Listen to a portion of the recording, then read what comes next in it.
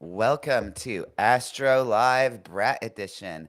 Hey everyone, I'm Alex Harper, your host, and today I am joined by a lovely panel of astrologers that, I really like, and I think you're gonna like them too. I have Hope as a dear mortal coming on. Hey Hope, how are you doing? Hi, I'm doing really well. Thanks for asking. Hope is a great astrologer, traditional astrologer. I met her in Norwalk earlier this year, and I'm excited to read some charts with her. Is there anything you want to tell the audience about yourself? So my name is Hope. I go by Dear Mortal on X and Instagram and TikTok. I mainly study Hellenistic astrology. So I read a lot of Vedi's Valens, and I've still taking Chris's Hellenistic astrology course, and I also a lot of my knowledge also comes from Austin Kopic. A lot of the courses that he puts online, and I've gone to some of his workshops and whatnot. So yeah, think that's Great. about it. Yeah, awesome. We also have Robin here, or Astral Hermit, as he's known online. Rob is another friend of mine. Uh, Good to see you, Rob. How you doing? Oh, I'm great. Thanks for having me on the show. Yeah. Is there anything you want to introduce yourself or Oh, tell everyone about yourself? I'm Robin Astral Hermit on the socials, and basically, relatively new to astrology with my age. Uh, I'm 38. I started around 34 learning, and where I am now is I approach astrology from a traditional foundation using traditional techniques, and I've read mostly about the traditional planets and I don't I use the modern outer planets, Uranus, Neptune, Pluto, eh, just within try to fit it into that framework. So I consider myself like a person who practices astrology from a contemporary viewpoint, just taking everything that we know based on past history and texts and current understandings of that kind of approach to astrology, and Yeah.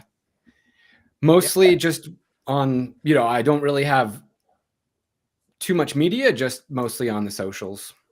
Nice, nice. And then we also are joined by last but certainly not least, Michelle, Hi. Libra Bingo. Hey, how are you doing? I'm really good, Alex. So excited to be with Rob and Hope and all of you. I'm, you know, a student. I've recently finished the Chris Brandon Hellenistic course, so I got my certificate like in October. That was really fun. Thank you.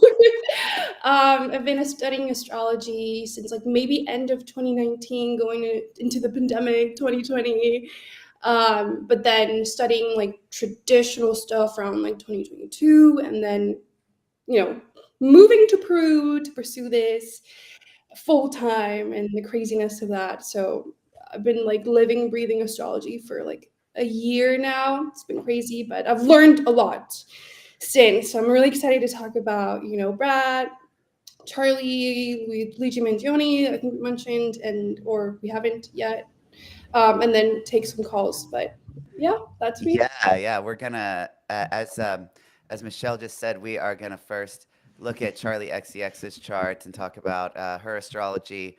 Might get into Luigi since he's been kind of memed in association with Brat over the last few days online. So might throw that in, and then we will be taking your calls. I know there's a couple people lined up that want to call in. I'm going to be messaging them the link when it's time. But if you are interested, um, just like send me a DM on Twitter, and I will send you the link to join the stream when it's time. I'm sorry if we don't get to everyone. I will try and come back for you next time. There's a couple people that wanted to get on next time, and we're dealing with them first today. So, you guys know me. I'm Alex Harper. I am an astrologer, and I kind of just approach it from a variety of different ways. And let's get right into it. All right, so here we go. I'm gonna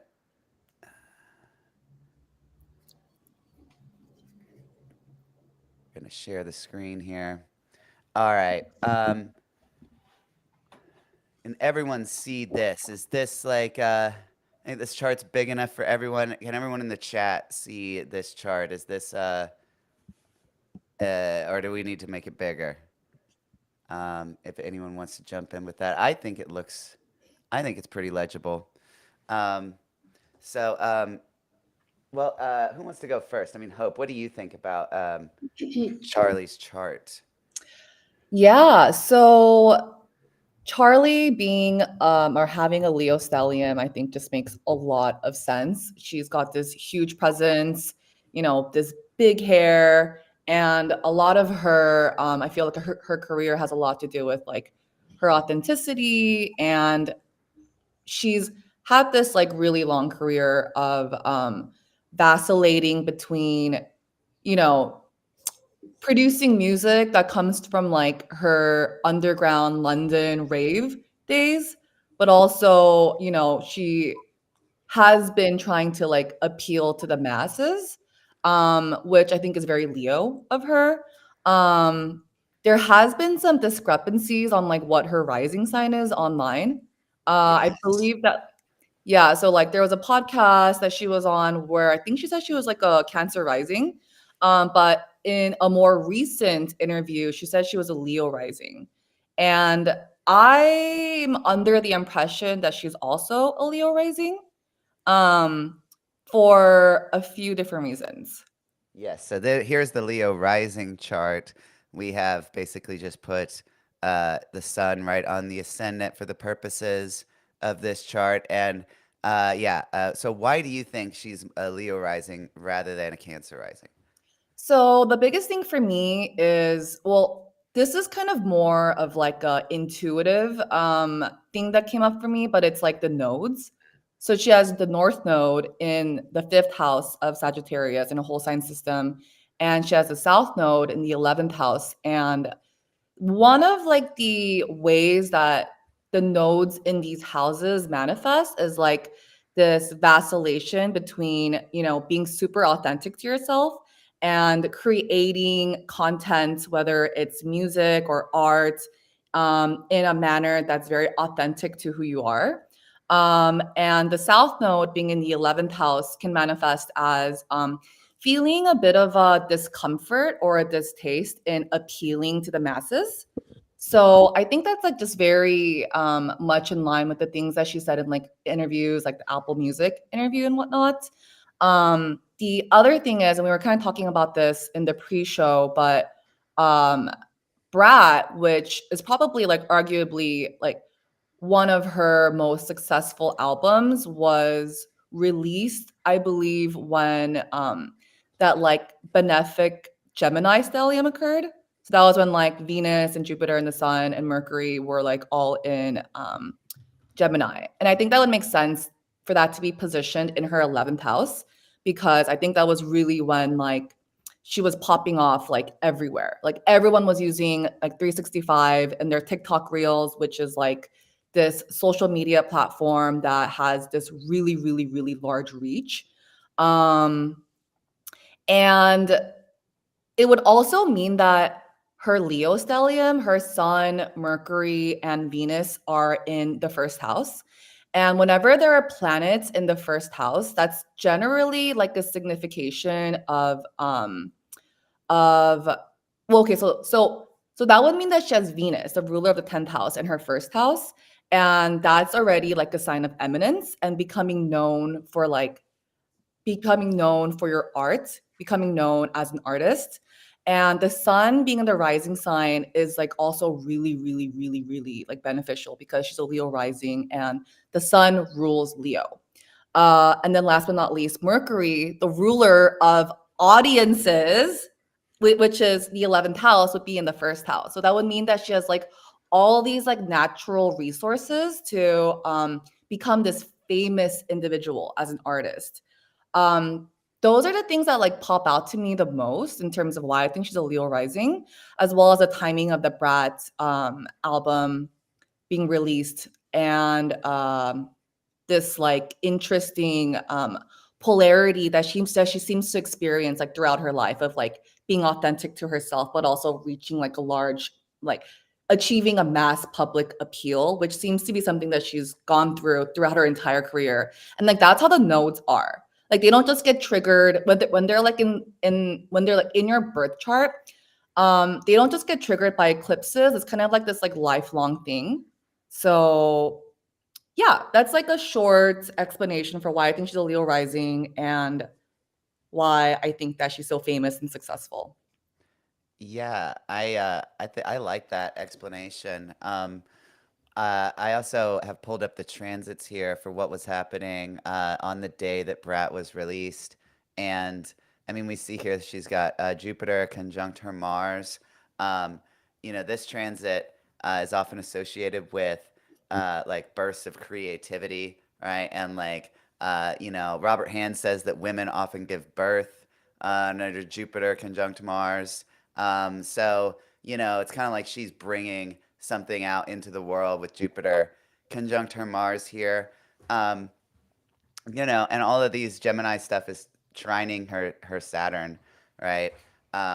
Which, the Saturn I think is key in her chart, no matter what her rising sign is, because she's got Saturn opposite the sun, right? And this is an aspect that, is it can Saturn opposite the sun is kind of like the Saturn conjunct the sun, where it's like people they grow up quickly, right? It's like a make or break kind of Mhm. aspect. And, all the old texts say that Saturn in the sun, makes the heights of kings and the lows of criminals, right? And so it has to, these people are put to the test. And she did rise to fame very early. I mean, she's been in the public eye for quite some time, right? And she was pretty young when she had her breakout. Do you guys remember when like she first got popular? I don't know. I can't remember exactly. I should have. She was like Pulled playing up. clubs at like 14, not to like interrupt, but she was playing clubs at 14 years old. She was like a teen and already like doing gigs. So that really makes sense for that. Yeah.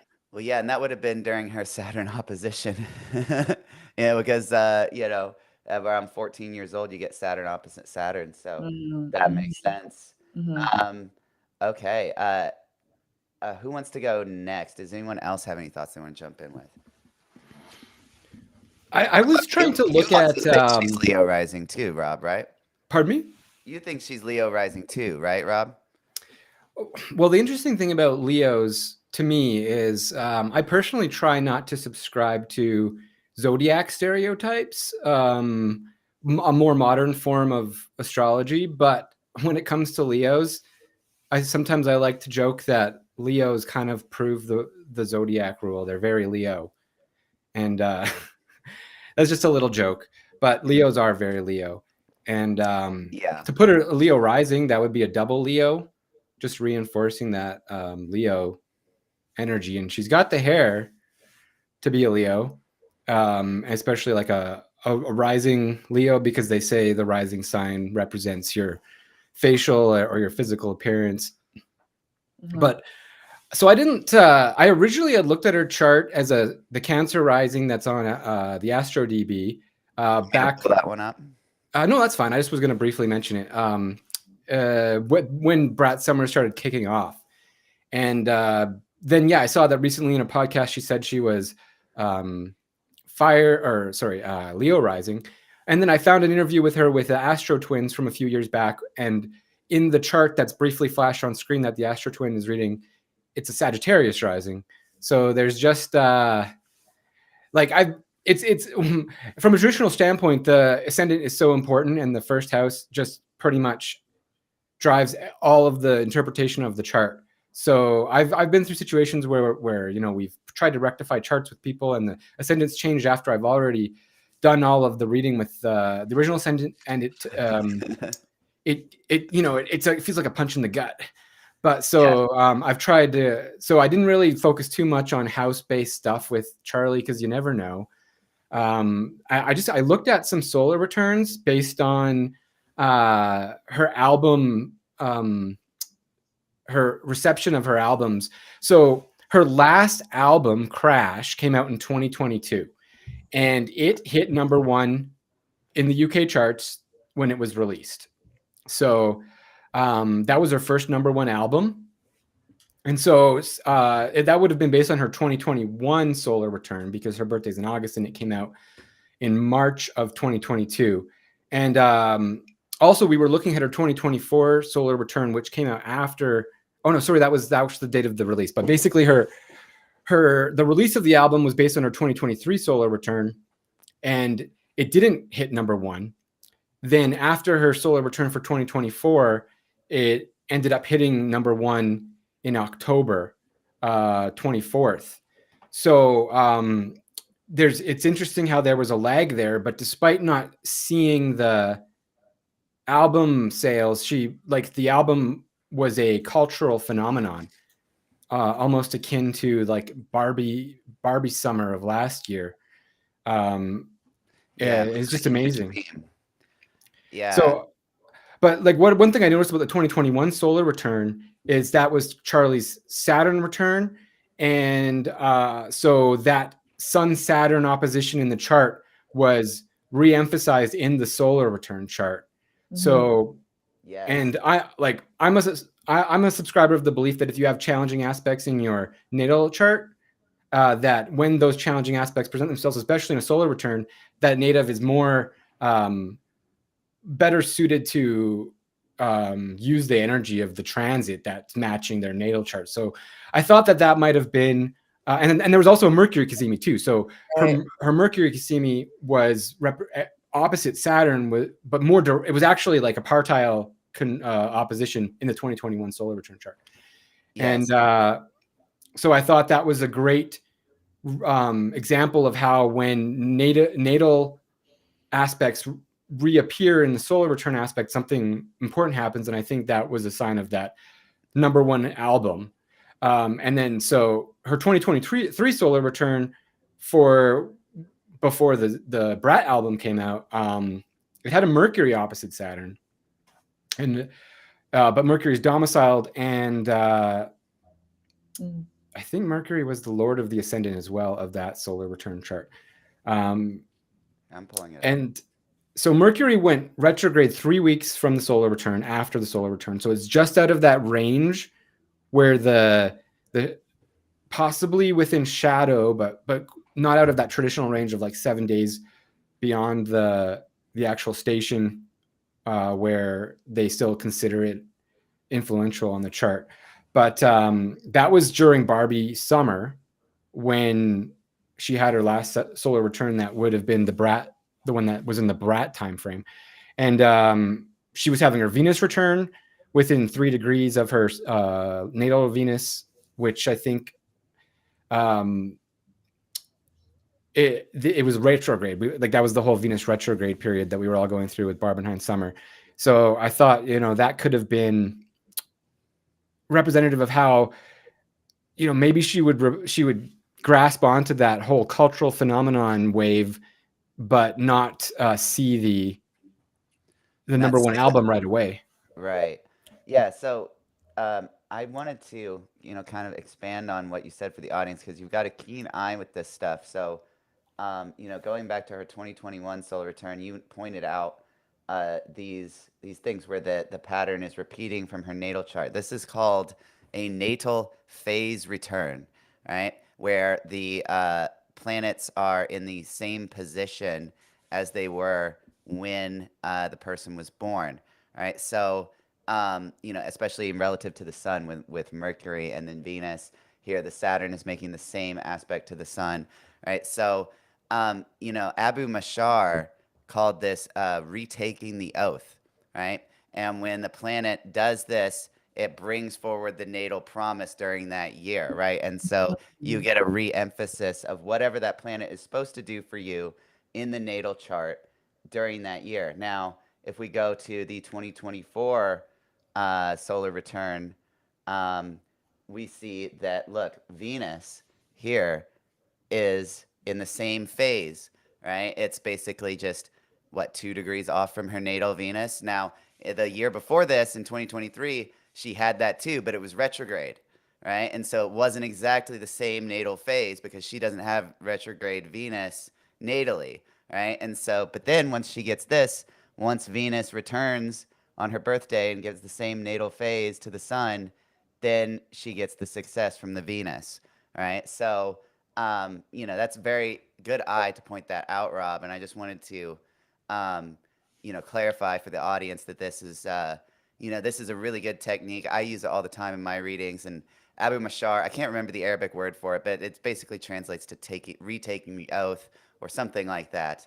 Michelle, you seem to be nodding along. You have something to add to this?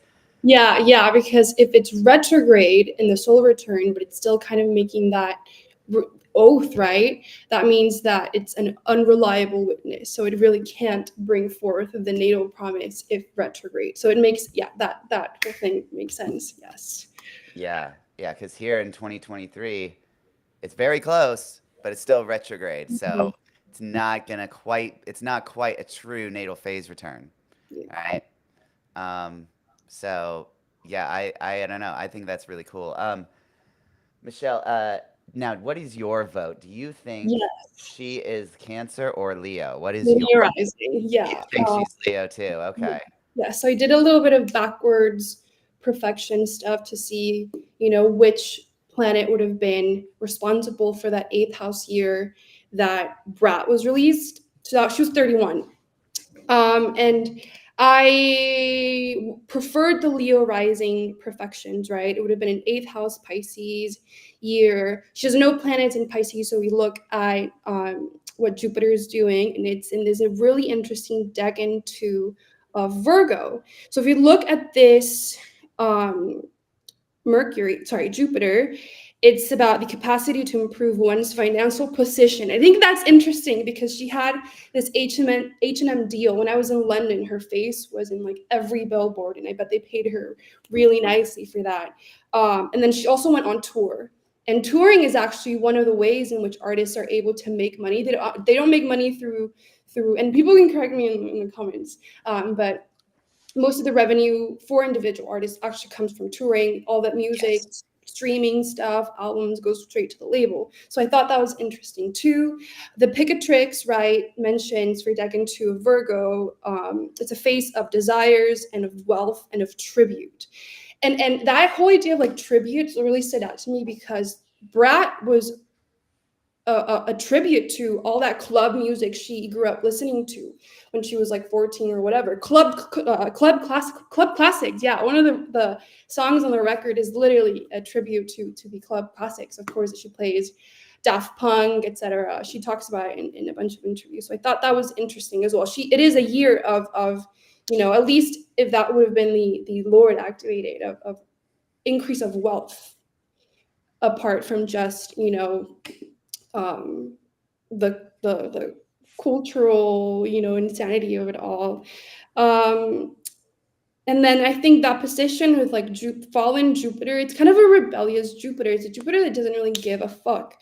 And it really reminds me of one of the lines of in 360. If you love it, if you hate it, I don't fucking care what you think. Right? It's because it's I think in a fallen position, it's easier to climb up than it is like for an exalted planet to do that. Exalted planet has to deal with lots of expectations and it's easier to fall from grace, So I think, and she also made this record not to like sell records, and that's why Brett Green came from that because it came from a rebellious kind of place of like doing my own thing, and not catering to the masses really.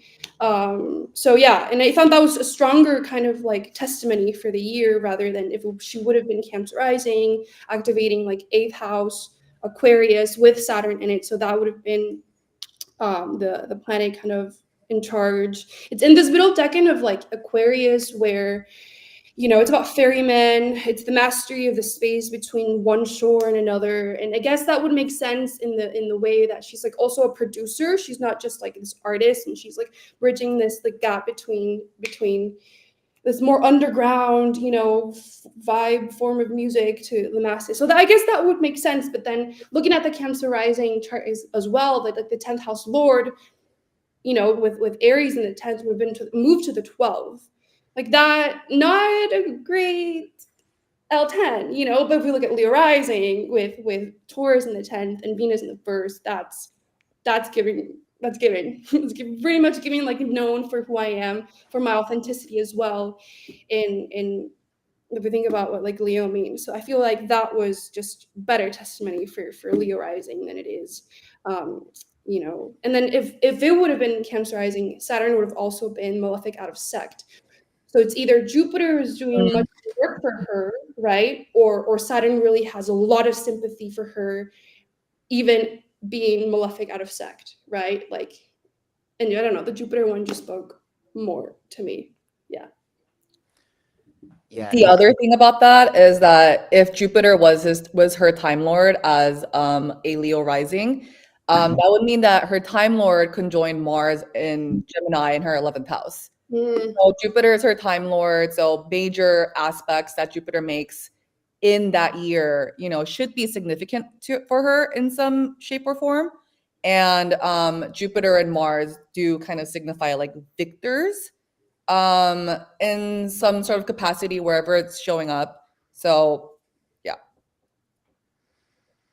now, I like that. Now, the thing is, like this, well, kind of my take on it doesn't really kind of depend on the rising sign as much because honestly, like for the perfections, I really like perfecting from the moon. In my chart, I feel like the moon perfections seem to seem to hit more, and I feel like in a lot of my clients, it seems to hit more. And if we're doing that, then the basically, it would be a Mars year for her, right?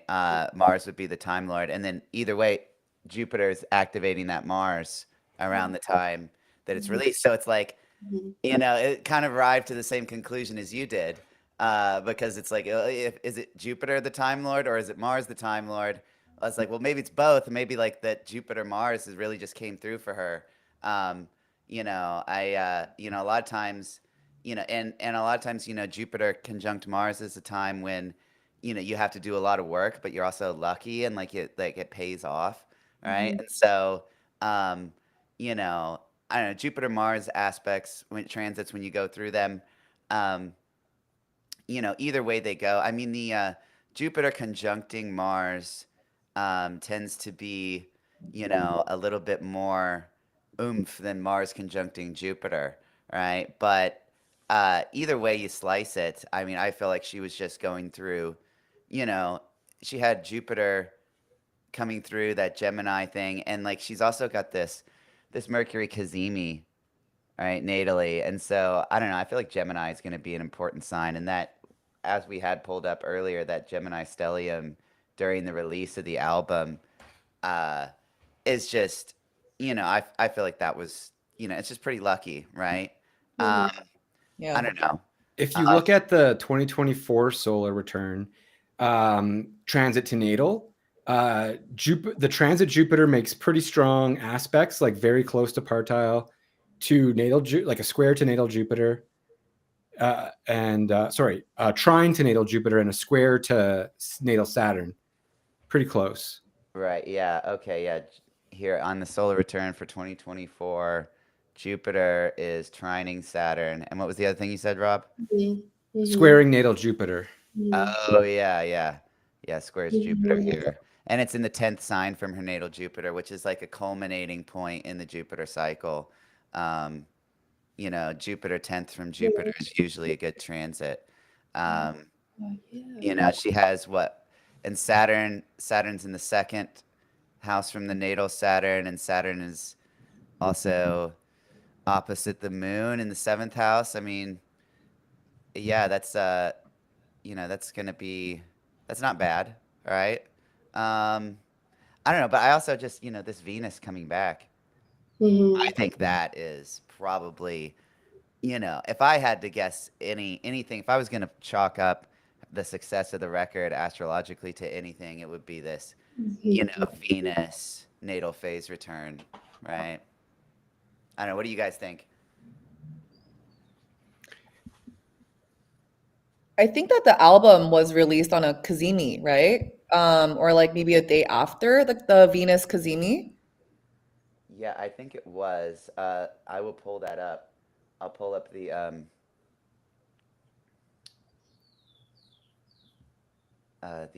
thing here.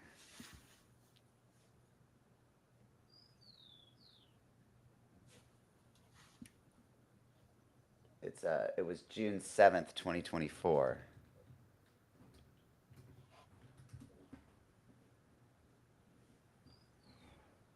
Wait, why is this? This is wrong. This chart is wrong. What's going on? I've got the solar return chart. Sorry, guys. Oh, I just noticed that she was also having her Mars return in the 2024 solar return chart. Why is it showing? Why is it pulling up the wrong chart? It's pulling up the wrong goddamn chart. All right, because we want Leo rising on the inner wheel, the transits on the outer wheel. All right, here we go, finally. Sorry, bear with us, guys.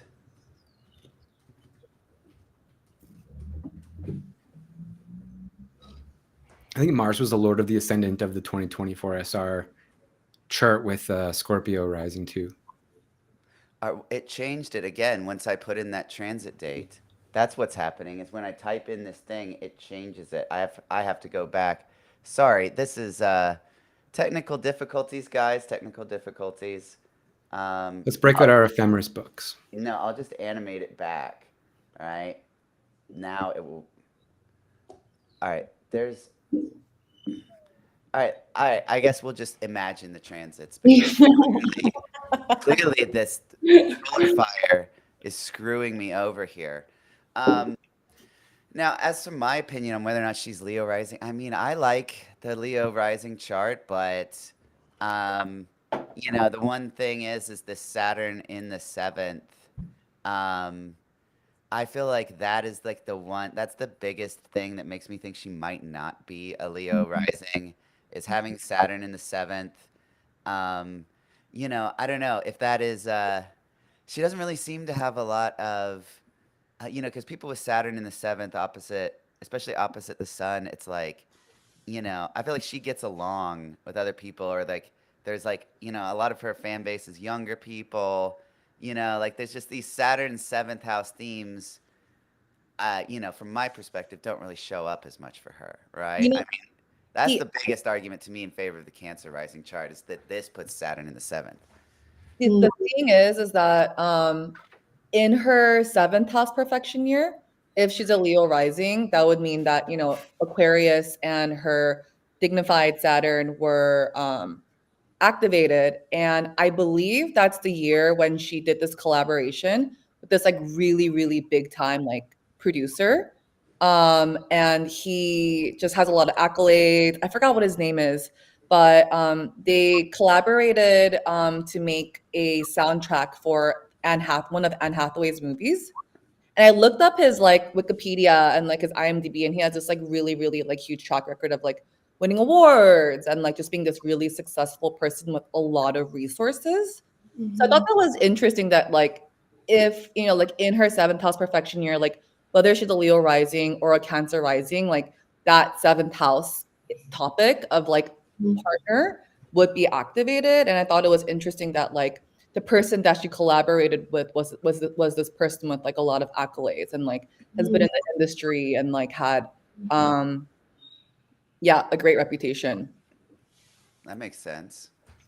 And adding to that, it was her follow the Brat remix album with all of the collaborators, which was what pushed the album to #1. It wasn't like the original Charlie XCX Brat that brought it to #1. It was the Charlie XCX Brat, but kind of different, but still Brat, featuring all of these collaborators. Oh, right. Yeah, like these really big time artists and whatnot. Yeah. That is true. Does anyone have any last thoughts on Charlie before we do we want to pull up Luigi's chart now? We want to look at that just for shits and giggles. I want to put the CEO shooter guy, the alleged CEO shooter. Alleged. Alleged, right? We can't I mean, I am a lawyer here, right? Like, we've got to make sure that it's proper. And a lot of people are saying, they think he's didn't do it, but I don't know. I don't know what I think. But yeah, this is his chart for the noon. We can, kind of animate it back. Like, where do you guys want to put the ascendant? What do you guys think? Like, We all have different opinions on what we And we can just put the sun on the ascendant, I guess, for now. Well, actually, all right. Hope, what do you think? What do you think his rising is? So I only spent like a very small amount of time rectifying his chart, and for now, I think he's an Aquarius rising. That would put his natal Neptune and Uranus in his first house, and his natal Venus, Mercury, and Saturn in his third house. And the reason why I thought that he might be an Aquarius rising is because that would mean that he's in his third house perfection year right now. And that would mean that Mars is his time lord. So whenever like Mars stations retrograde, right? Or like makes major aspects to other planets, whether it's natally or transit wise, it's gonna like show up in this significant way for him.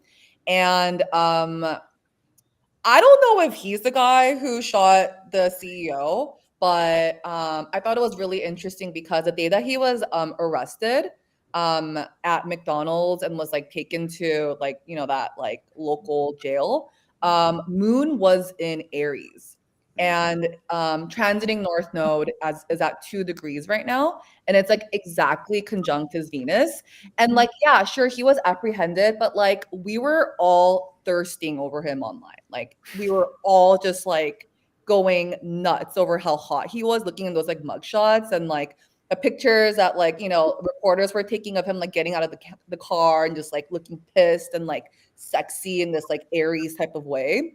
And then the other thing is that Pluto would be in his first house, conjoining his natal Neptune, and transiting Venus in Aquarius would also be conjoining his natal Neptune as well. So there is this like, oh my God, he's this like really sexy killer, and like we're obsessed with him, and like who cares that he killed someone, right? It's like this Neptunian, like rose-colored glasses type of thing. Like, who cares if he killed someone? He's so hot. And I know that there's more of like a societal like implication for like, why we're like so on his side for this, obviously. But like, just thinking about like more of like his like more personal implications, that like first house implications of like the looks and the identity. I think that like it's very much giving like I'm the face of this like collective experience that's occurring right now. Yeah, and just like I think that it would make sense that like Mars, if his perfected house and sign is Aries in the third house, that would be hitting his Venus, his Mercury, his Saturn. It's gonna be a big year for him. And then his Mars is combust. So that would mean that natally his Mars is combust, and it's in Taurus, which is like one of its signs of detriment. So it's not going to really work out. Like this is going to be a tough year for him in a lot of different ways. So short yet long explanation for why I think he's an Aquarius rising.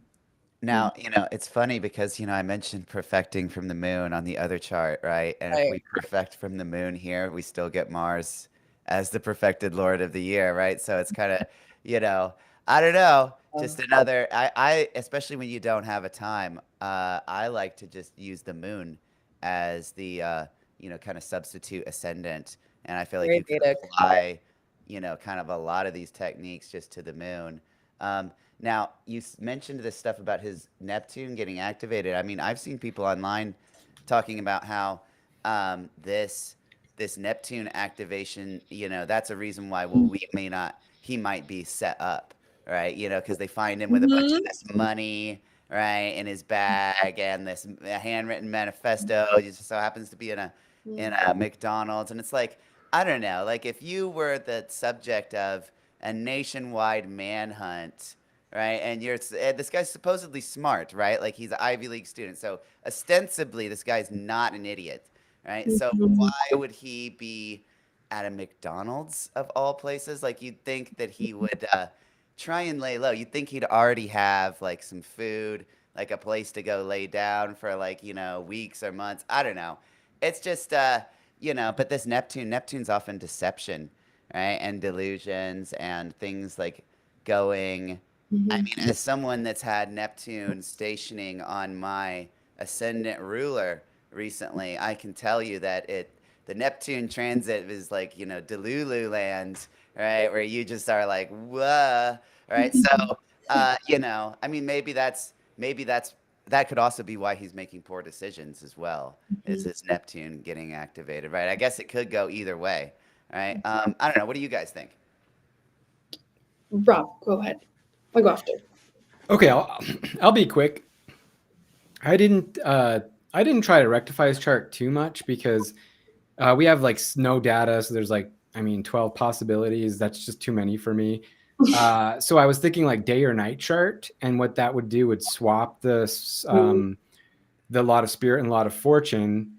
And as I was just using one of my apps to kind of like scroll through the day and see where those lots switch to, because they swap places when the sun rises and sets. So there was a period where the lot of spirit was in the eighth house, and I was like, well, like the lot of spirit is like your career and how, like, well, I mean, it can be related to like your career, what you do with your life force in the world, right? Not rather than your material resources, like the lot of fortune and stuff like that. So I thought maybe that would make sense with the lot of spirit in the eighth, because eighth has been considered the house of death, and he's most well known for allegedly murdering someone. But I like what Hope is saying because it puts the domicile Jupiter in the second house, and he's what's been revealed is that he's from a very wealthy family. He has no want for resources, so I would go with what Hope says with Aquarius rising. Yeah, because I also didn't think about his chart too much. I was just thinking about it in the shower, and I was like, it would be interesting if he was like Libra rising. But now that Hope's like talking about hers, I'm like, that makes a lot more sense. Even just like the moon being in Aries at night that he got arrested, moving towards like L12 Saturn, and then being found at a random McDonald's. Like that's very L3, like that, that experience. Yeah, it is. I was like, yeah, that makes sense. And just like my initial reaction was just like moving the moon to the 12th, right, which would rule the 10th house. That also put Jupiter south node in the sixth for these issues of health. But again, it's a domicile Jupiter though, right? But it's conjunct that south node, not conjunct, sorry, like co-present in that south node that could, harm it a little bit. So that would make sense. But now that you're talking about your Aquarius rising chart, I'm like, that sounds a little better than mine, because then he'd have this Venus, Mercury, Saturn in the seventh, and I'm not too sure how that would come up um either. So yeah, makes more sense than mine.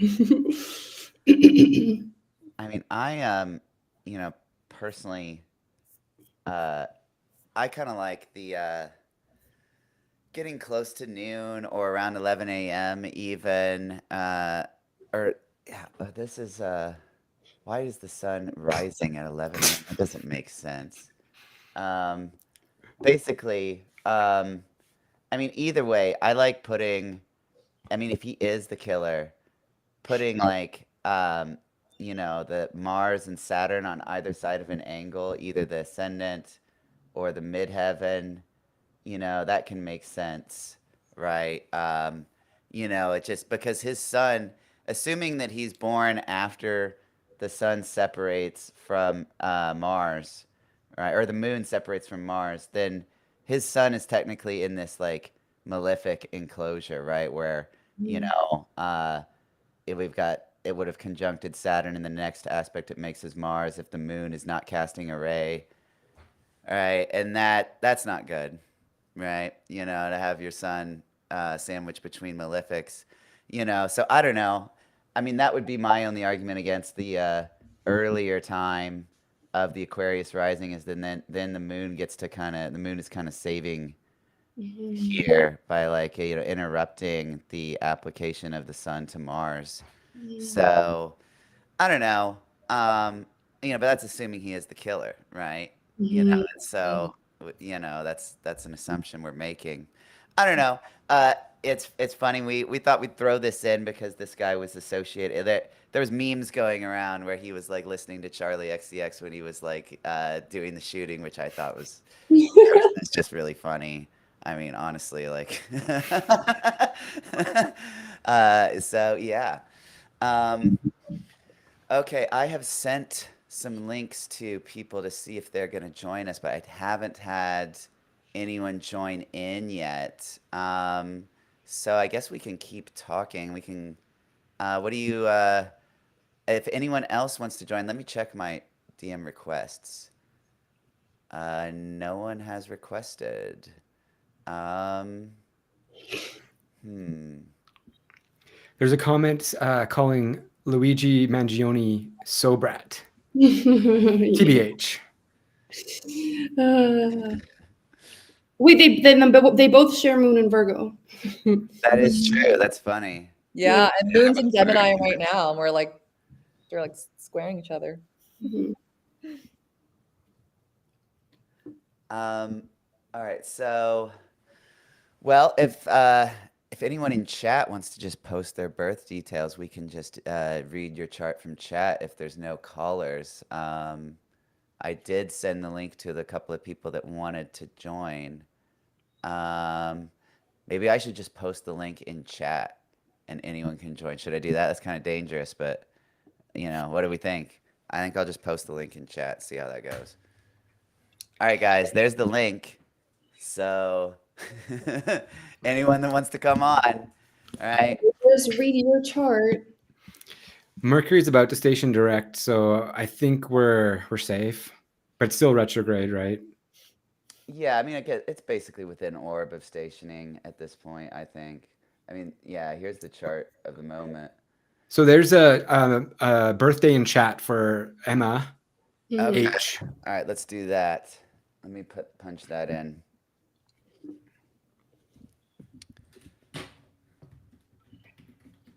March 28, 2001. 2001, 11:53 p.m. Melbourne. Mm-hmm. All right. Oh, that's the southern hemisphere. Yeah. Okay, here we go. All right. So, what do we've got here?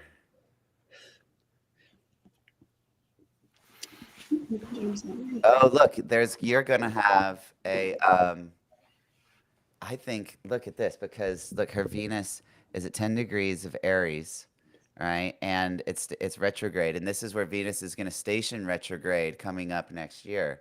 Um, let's see let's see the solar return.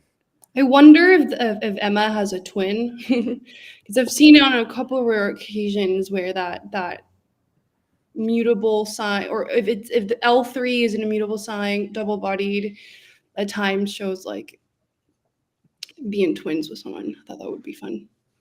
Okay, so yeah, the Venus station retrogrades happen slightly before her birthday. I just wanted to check on that. We'll go back to her main chart. You think she's a twin? As a first glance, like gut instinct, like why not? Yeah, just looking at that Mercury in the third and looking Jupiter in Gemini, like it's gonna something related to siblings. I wonder if because L3 is in the sixth house, some sort of hierarchy with no twin. Okay, hierarchy with sibling experiences, or in general some sort of like experience. Like I see a lot of clients with third house placements that come in that are really impacted by being like the youngest kid or like the middle child or whatever hierarchy they were in their sibling situation. So by connecting with L6, like the sixth house hierarchies, right? That to me is a bit interesting. I don't know. Yeah, I mean, I don't know. I am I don't know she's got this moon here applying to Saturn and it's like pretty low in light and then she's also got Mars over here in the 8th house from the moon. I don't know. That seems like that growing up might have been a little bit rough, right? That seems like, when I see like the moon with that kind of configuration, I think like, childhood may have been, kind of lonely or alienated, or there might have been, just like the growing up was probably not too much fun. I don't know, Emma. Is that does that ring true at all? Let's see what she responds with. No twin. Valens did say that malefics in the 5th or the 11th soften the maleficness, but that moon Saturn does seem like, especially because it's also a night chart. Yeah, and the moon is low in light too. So like, usually like if Saturn, oh, she says that resonates, right? Because, usually if the moon is conjunct Saturn and it's full of light, then it's going to be a more of an emotional impact on the person, right? And they might have like a, kind of, um, like it's basically like their childhood might be fine, but it's going to manifest more emotionally. Now this is not to say people with the moon not full of light aren't going to have an emotional time too, but it just tends to make the early years of life more difficult than the rest of them, and things kind of get Yeah, better as they go on. um, definitely. yeah. I don't Um, know what else is here. I mean, they have their Mercury is at good elongation. I wonder how fast it's going. I'm just gonna animate it forward by a day and see. It's It was 15 22. Pisces where Saturn stationed? It was 15? 12 where it's stationed recently. It's stationed at 12 degrees Pisces recently. Um, but Mercury is going really fast here. It's going over 100% of speed, right? And so that it's at a good elongation from the sun. So they're probably pretty smart, but they might also have some ADHD like tendencies, right? I've Like, seen because that that as really well. fast Mercury can make it like very distractible, very like, I don't know. But, because it's a good elongation from the sun, it's in Pisces. I would expect there's like some creativity with this Mercury. Maybe like they like poetry or something like that. Um, in the third house too. So yeah, Writing. poetry could be a signification. Um, the other thing is that I think she's in her 11th house here because she's 22. And that would mean that Mars is her time lord, and Mars just stationed retrograde. So that should have been like pretty like impactful. Like this month should be kind of a big deal for her. And Mars is in her natal 8th house.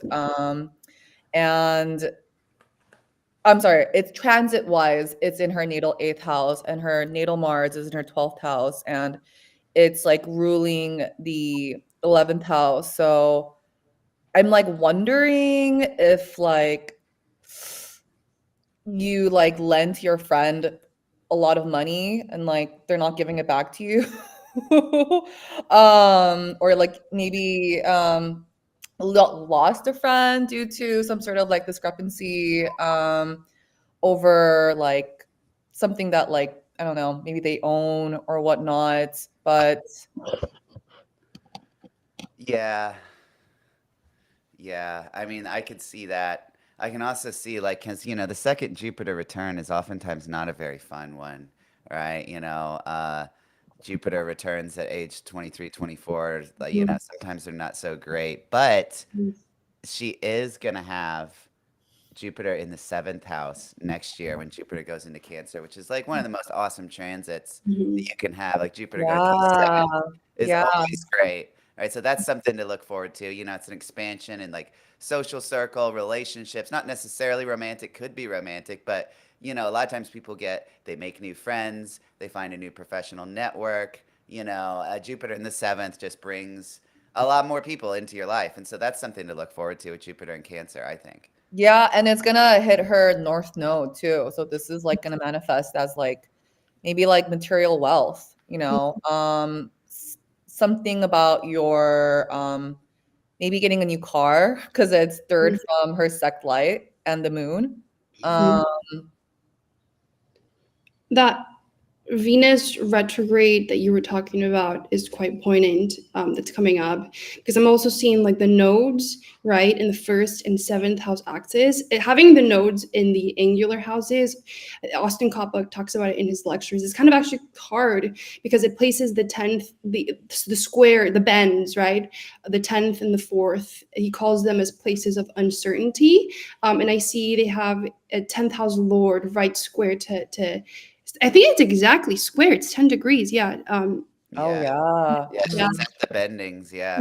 Yeah. So I wonder if there's like some sort of you know life grappling with the career, a point of uncertainty. I wonder if also if it. I've seen this previously. I don't know if it's going to relate to everybody with like 10th house lord in the 4th, but like historians that deal with like really ancient secret stuff and going back in history.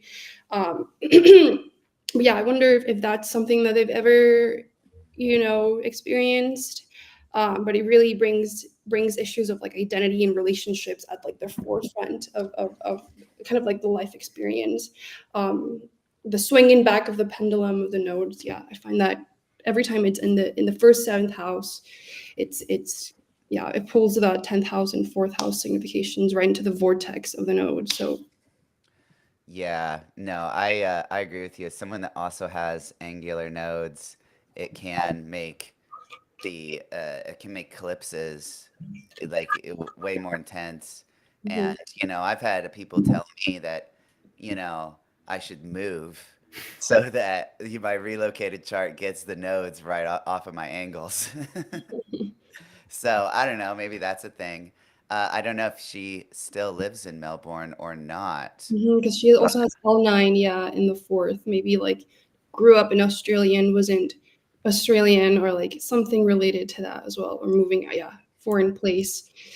Home is a foreign place at times. Could also see that as someone who also has like as Leo risings has L9 and L4 connections. I could also see that. Yeah, for sure. I noticed something that would reinforce what you were saying, Mish, about the Venus at the bending of the nodes, and about how relationships would be involved. Because if you look at the Lord of the Seventh, it's very close to conjunction with the Lord of the Ascendant. So Mm, that mm, that feels very like similar to what you were saying about Venus at the bending of the nodes. mhm, mhm.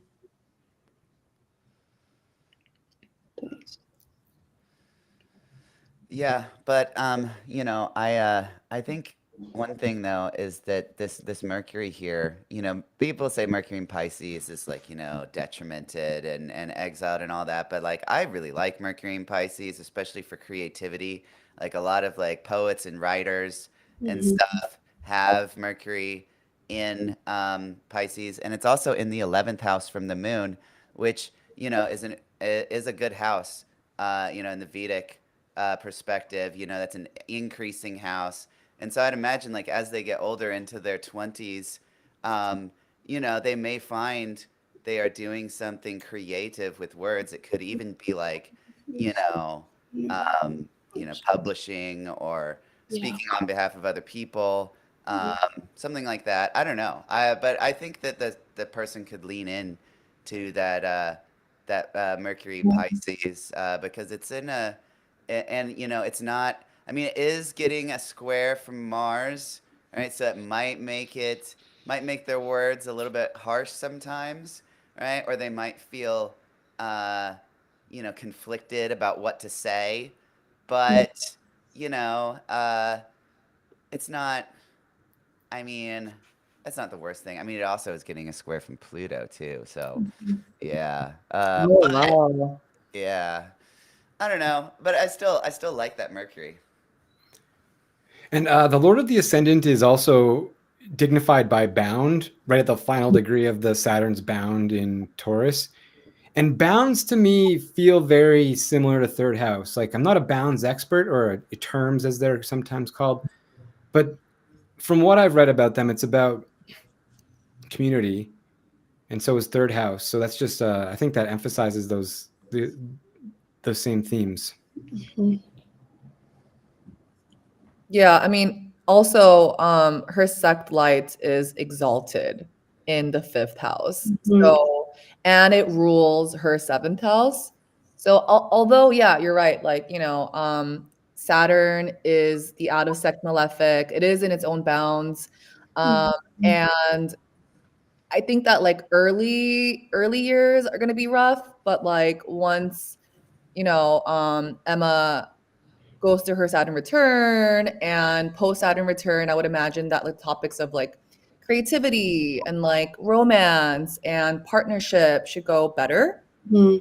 for her, and it will definitely contribute towards like the life direction that she's headed down anyways, because Yeah. Saturn is the ruler of her ascendant. So Yeah. I really like the fifth house and like seventh house topics for her. So 2025, Yeah. I think that looks good. Yeah. It's also a night chart, so they already finished their Saturn Fardar. So probably the hardest, malefic activation for for the epochs has ended, which is good news for night charts. That's cool. Yeah, being ruled by malefic out of sect I think that's like a very fascinating role to be given in life.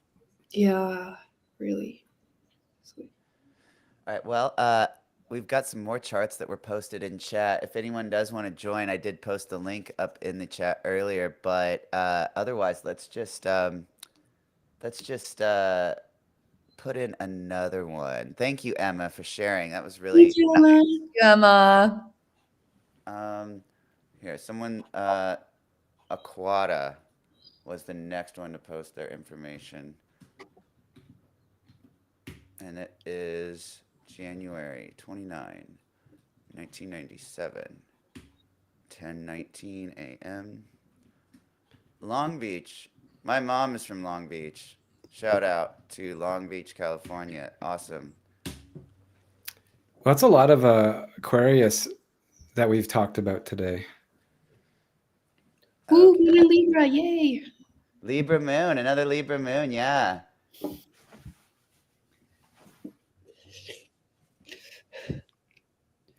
Saturn and Aries in the first house. That's interesting.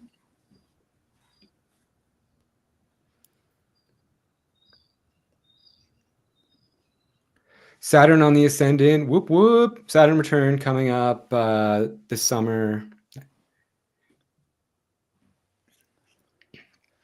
Alex, is the S with the circle lot of spirit? Yeah, Okay. that's spirit. Yeah. Oh, I see the table. Okay. Yeah. Yeah, it's spirit.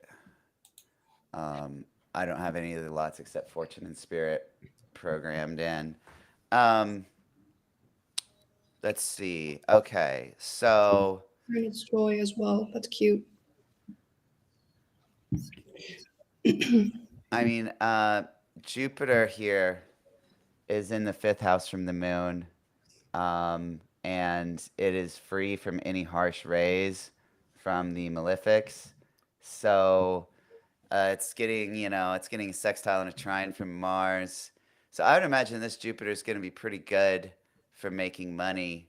Um, it is. It's not on the angles of the. It's not square the moon or opposite the moon, which that would be better. But it's trine the moon, so that's pretty good.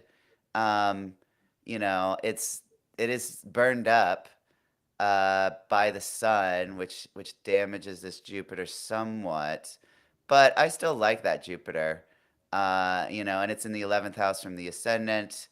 So, I like it. I like that Jupiter. I feel like that Jupiter will probably end up earning this person quite a decent income, especially after they get past their early 20s, early to mid 20s. It should open up after that second Jupiter return, which they've already had because they're born in 1997. So they are what, 27 now?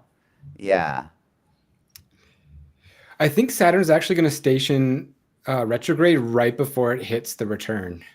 Because I think it's in 2 degrees that it stations retrograde. But then Or it there's might station right on Saturn. Yeah, but then there's this Mars Saturn opposition on the angles of the moon. That's not good. That can be that's that's a rough aspect to have. Yeah. You know, I've seen a lot of charts with that. My mom has that aspect. I have that. Yeah, it can be harsh. What do you think about that, Hope, since you've got it in your natal chart? Yeah, I think it makes a native like really tough. And you're taught to be tough at a very young age. I feel like whenever you see malefics, like so Saturn or Mars on the ascendant, it's like these traits that you learned to defend yourself. And because it's like also obviously in the same like angle, the same angles with the moon, I think that is their name Aquata? That was just their username. Oh, Aquata, okay. a scientist slash maid, they said. Okay, yeah. I feel like Aquata had to learn how to, well, it's interesting because Saturn is fallen here. So I feel like there's like this very like rebellious energy. And yeah, there's like rebelliousness to them. And yeah, I think it makes them tough. It's not gonna be easy once a Saturn return comes and like planets hit Saturn and Mars, but I don't think that it's like mm, too bad as long as you're able to figure out how how to use this like in a productive manner. Learning how to like be tough, learning how to stick up for yourself. And it just kind of I think also helps like people brave through tough times a little bit better too. And like that's just inevitable. Tough times always come around. So Mhm. yeah, it's not too bad. And then the other thing is, I don't remember which ancient astrologer it was. I don't even know if they were ancient, but like I think that when Saturn is in Aries and Mars is in Libra, there's like a mixed mutual reception that occurs and they actually end up working well together. So like even though they were in like poor dignity, they work together to bring about the significations of the first and the seventh. So the identity and the partner. So like at first glance, like this opposition could look like rough, but there's like a lot of like hidden things happening beneath the surface. Also, just like this person is like such a rebel. I mean, like the sun, Jupiter, Uranus are all in the first second of Aquarius, and like sun's light, Um, I think that this person, it could be good for them if they haven't already to like go out in search of like their people, go out in search of a new land where you can just be yourself and be authentic and find your community. So if they haven't done that already, like that probably go pretty well for them. Yeah, I wonder because my brother was born in 98, so he also has Saturn in Aries. And I find with this okay, so if I think about like all my high school like classes, and I think about my brothers, that like generation of Saturn and Aries, right? They're still to this day known as like the party cohort, like the rebels. They once brought a pig to school as like a prank. It wasn't funny, poor pig, but it does give because it's also in fallen position, right? Opposite to the exaltation Libra. That was something major that you pointed, Hope, that like reception by exaltation, I think, right? With Mars in the sign of Saturn's exaltation, that makes sense. But with Saturn and Aries in the first house, it kind of and Aquatic can tells us if we're wrong, obviously, but someone that had to take on a little bit more responsibility earlier than they were prepared for. It's also because I think about that first decan of Aries, which is the first decan out of all the 36 decans. It's like the cutting of the, umbilical cord, right?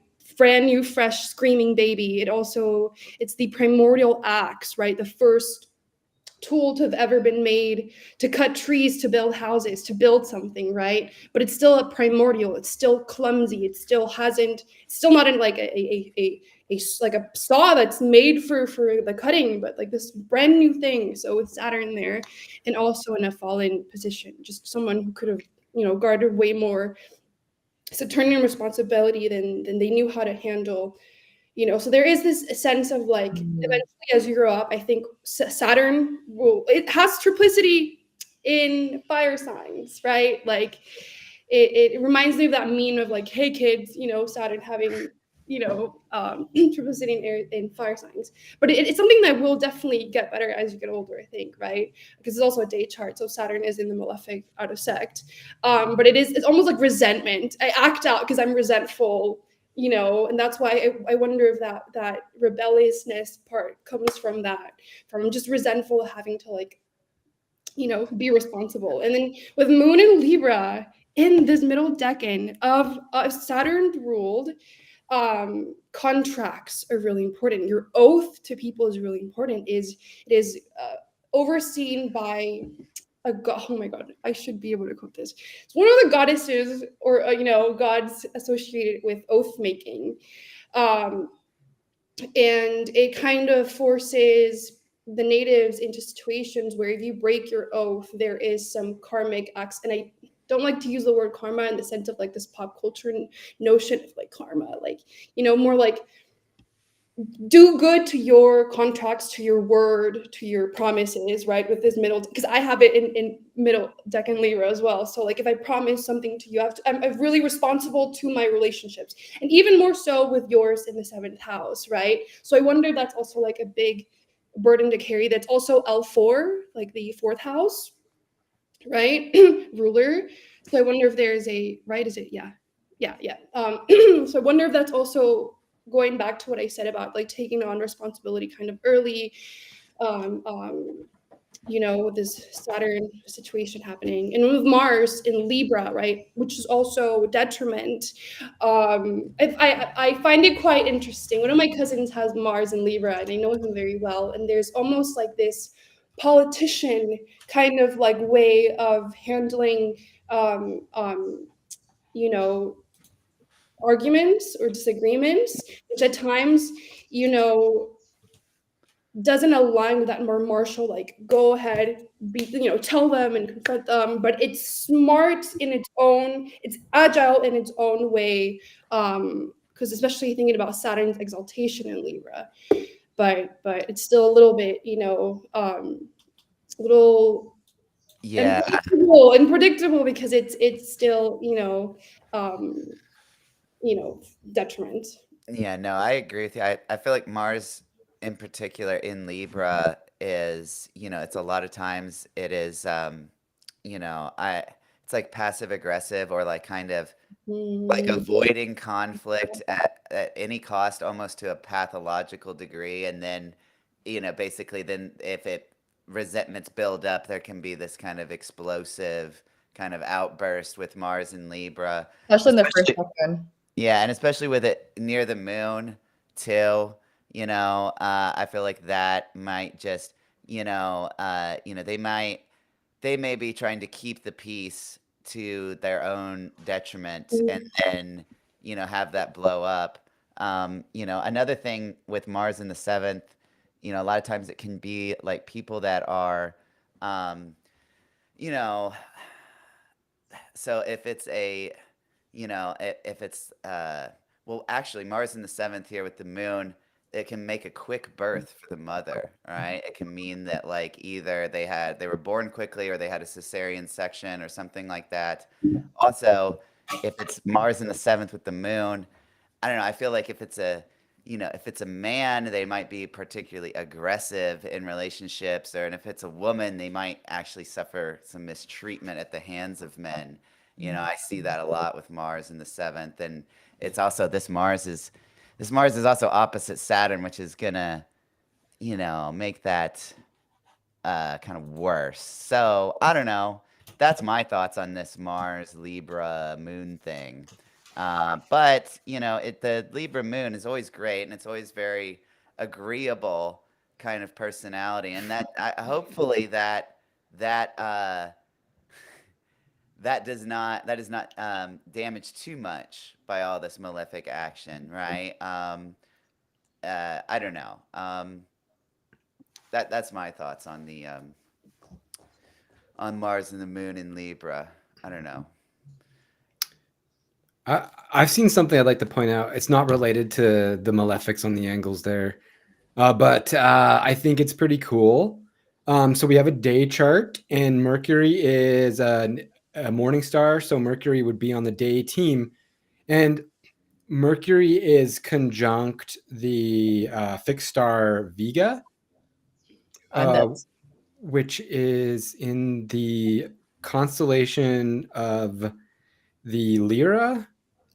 So it's like a harp. It's like Orpheus harp is kind of the mythology behind it. So I have a planet conjunct that star as well. That's why it popped out to me. And so I think those two conditions. So Mercury is peregrine, has no dignity whatsoever at that place in Capricorn, but it's on the solar diurnal sect team as a morning star, and it's at that important phase of greatest elongation. So greatest elongation is like about 28 degrees from the sun, traditionally, and so what we've got here is a Mercury 26 degrees from the sun. So like Yeah.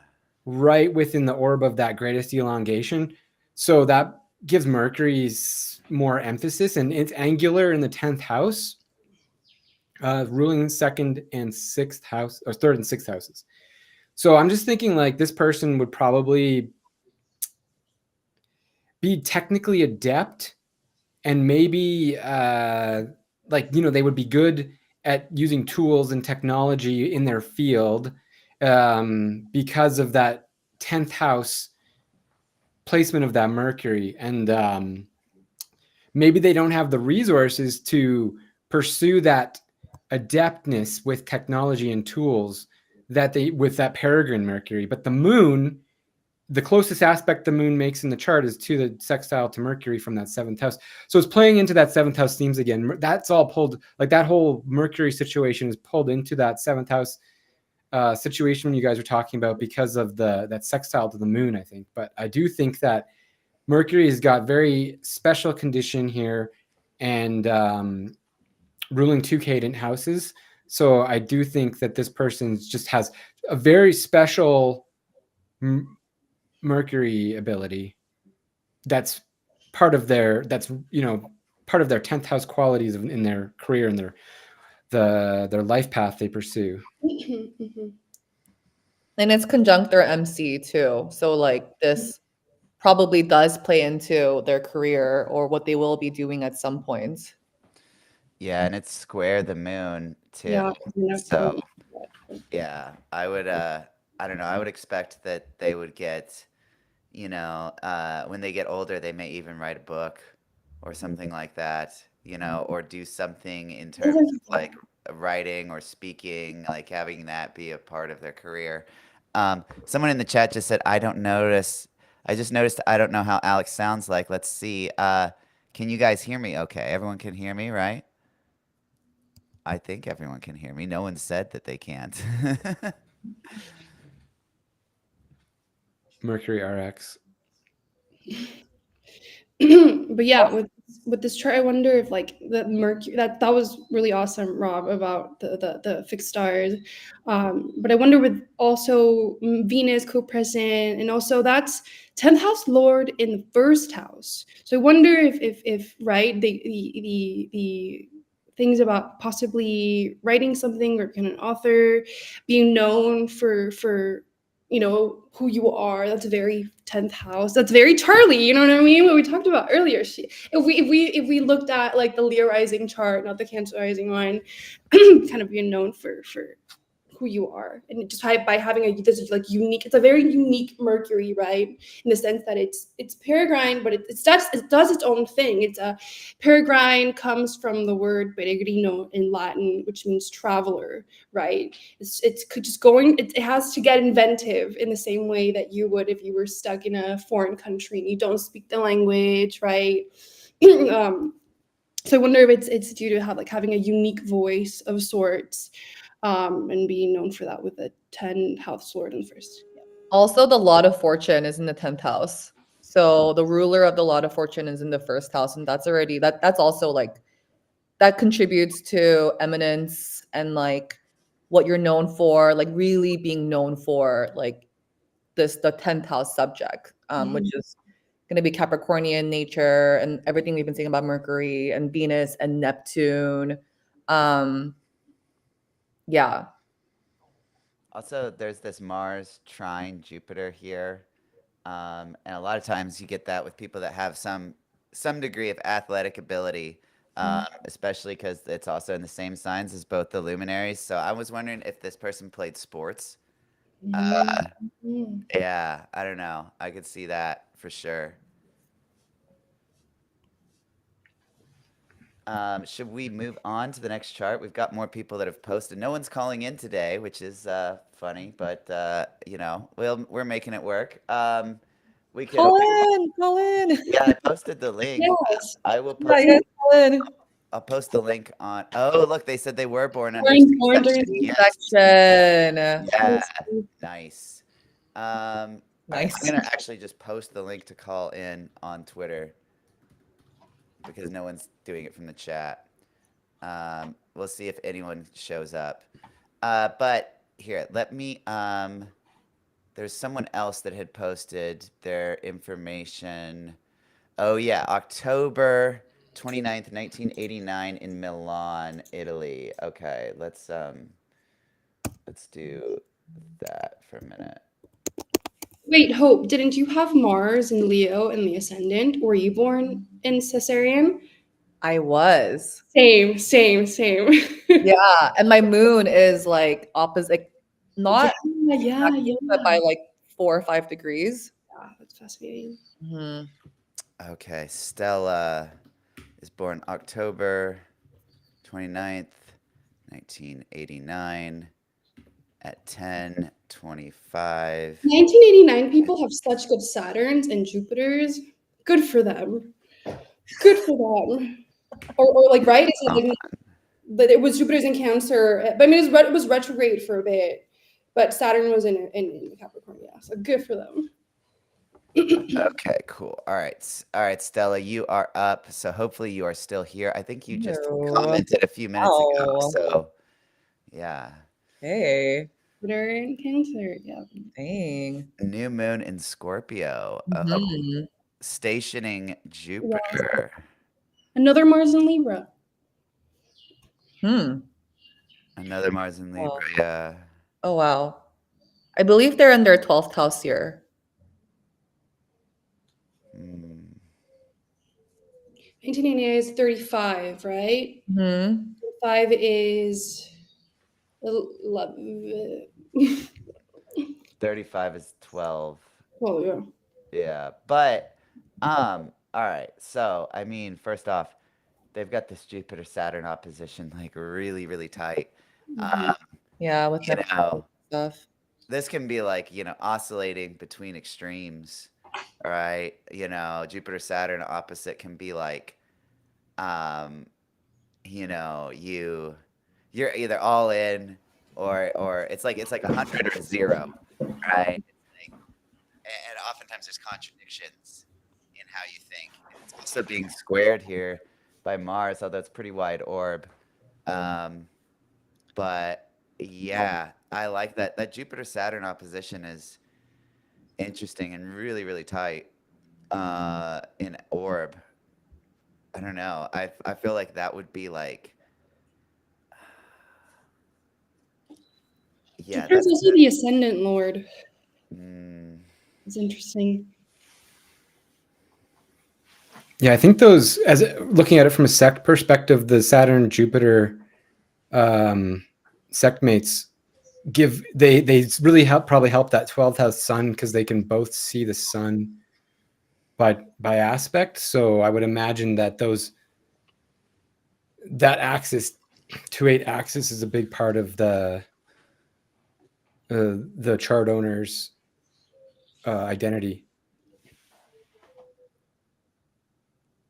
yeah. I got a question for this person. So, all right. So because of Venus, right? So Venus is like here, really good elongation from the sun, right? But um, it is an evening star rising, so it's kind of out of its element, right? I imagine this person is very attractive, but also just due to that and due to the placement of Jupiter, um, And I would say that I don't know. I wonder if this person has been divorced or if they have multiple life partners or they just feel like, they have kind of one relationship after another. I'm just I feel like this would be, cuz they're 35 at this point. So they're old enough to have been married and divorced. I don't know. I'm curious about that because I feel like this person probably will have like a kind of serial monogamy in their relationships where, instead of just being with one person for decades, it's kind of like they might be long-term relationships, but they kind of they don't it's not like I don't know, this chart just doesn't seem like the kind of person that's going to get married and stay married for life. I don't know. I don't know.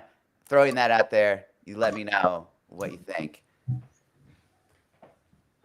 I mean, Mercury, the seventh house lord, is conjoined, or is really close to Mars too. So that could also be a signification of like some sort of separation occurring with like a long-term partner.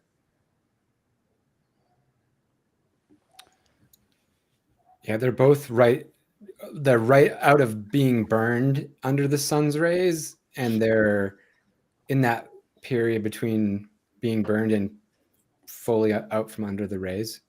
Mm, yeah, they are.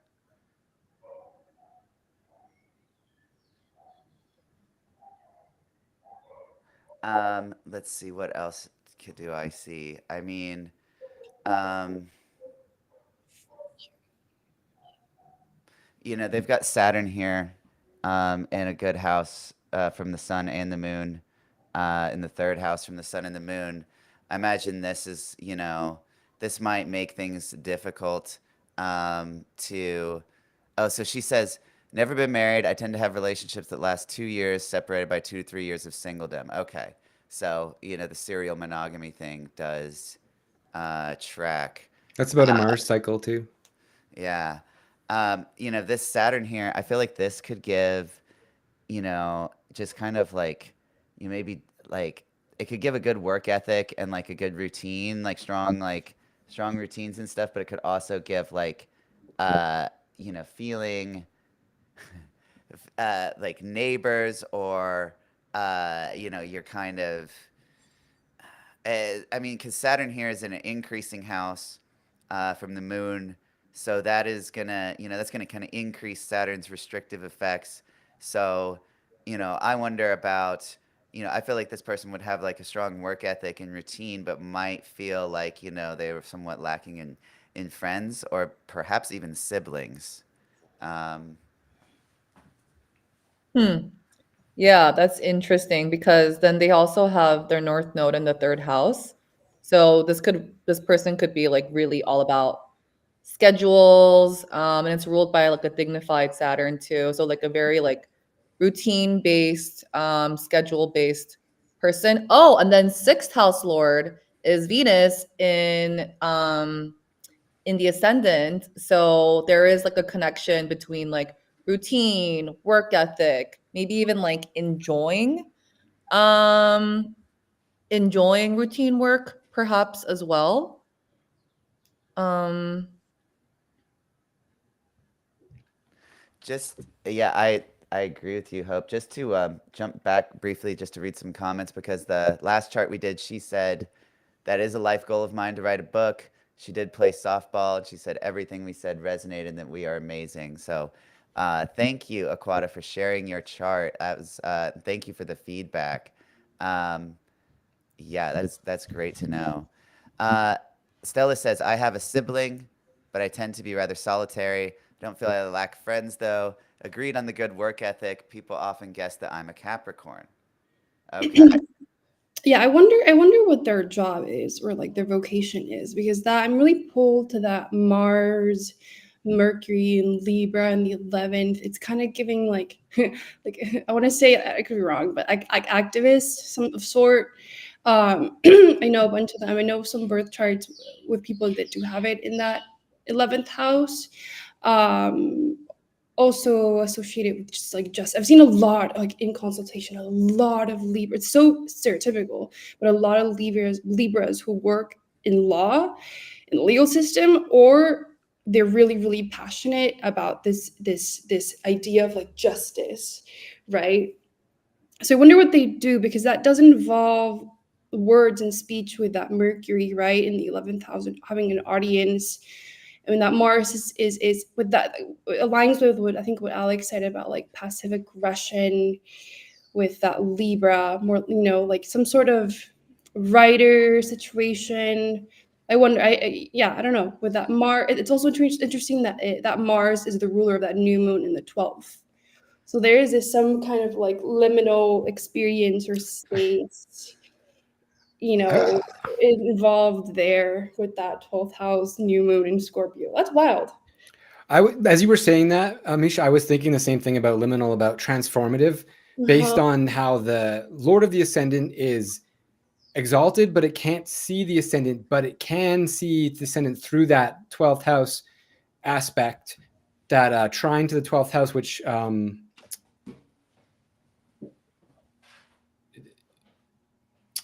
yeah, so I've lost what I was saying. I guess no, it can't. That can't help it see the first. But I think like that trine 12th to 8th with the exalted LOA or Lord of Ascendant emphasizes those themes you were talking about.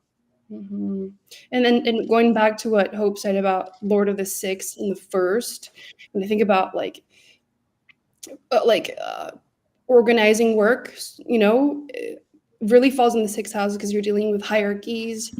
The very ancient significations for the sixth involve like servants, right? And like, I would hate to say slaves, like this hierarchy of like, you know what I mean?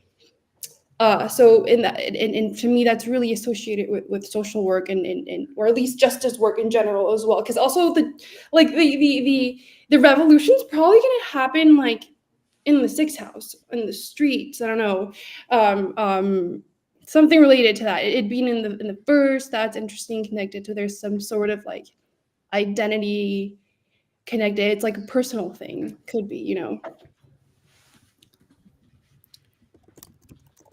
Oh, okay.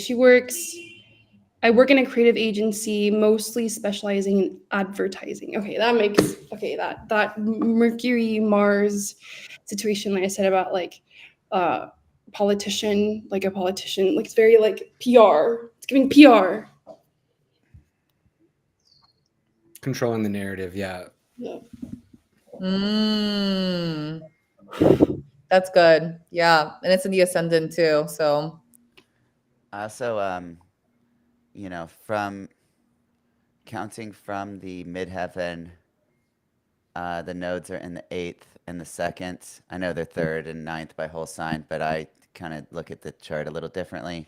So that, I don't know. I feel like that's good for being an astrologer. The nodes in the 8th and in the 2nd and the 8th. So I wonder if this person. I mean, obviously they're into astrology, but I feel like they might be an astrologer themselves. All right. I would not be surprised, especially with this Jupiter, Saturn opposition, conjunct Neptune, and this Scorpio new moon. I yeah. mean, yeah, I don't know. Mercury in the place of acquisition from the Lord, Lot of Fortune, is Oh that yeah, that marker that came up from Robert Hand last yeah, year, I believe, about an astrologer. yeah. No, Robert Hand says that Mercury in the 11th sign from the Lot of Fortune is a mark of an astrologer. Um, we actually did get a caller. So if does anyone else have anything to say about this chart, or should we take the caller? Or did they just drop out? Hopefully they just dropped out. Oh my God. No. I guess we are uh I guess we are doomed to get it. Oh wait, they're back. They're back. All right. Here we go. Hello. Hello. How are you? I'm good. How are you? Doing great. Well, we'd like to get your chart read. I like, having people that call in. It's nice to have the live interaction. So, do you mind sharing your birth information, Bella? For sure. My birthday is 10/13/1996, And my time of birth is 12:27 a.m. And my place of birth is Eureka, California.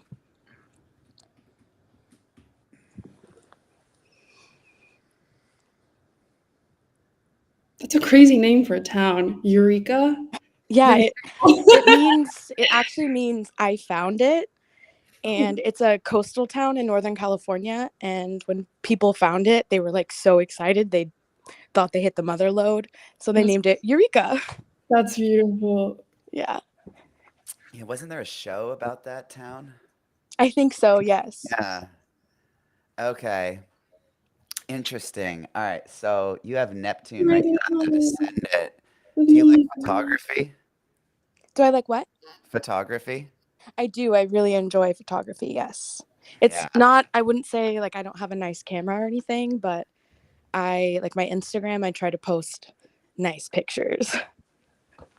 Nice. Mhm. Where's Cool.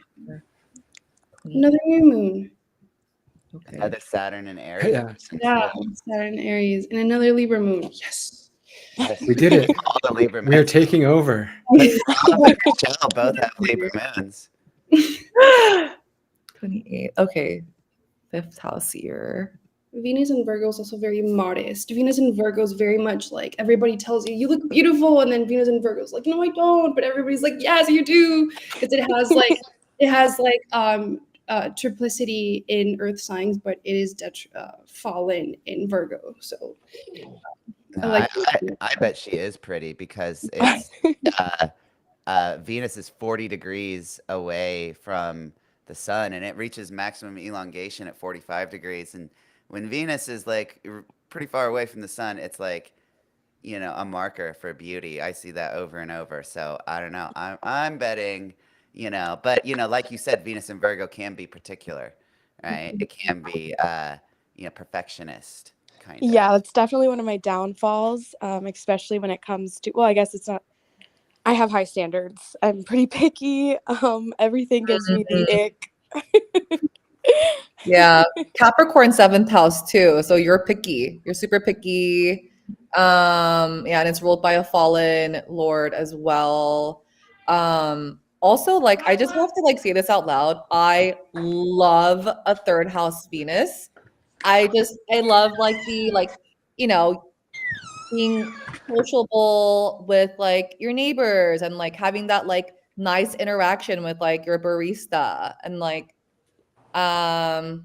what's another example? The chit chats with like your nail girl. I Yeah, don't I have know. a local bar that I'm very well loved at. Yeah, it's giving sitcom. Going back to what you're saying about getting the ick and being picky, I bet you do not have any problems expressing it either with this Saturn Mercury opposition. I mean, that you can probably get yourself into trouble with some of the words you say. Like, yeah, it's like, oh, boom. I don't know. For Like, sure. yeah.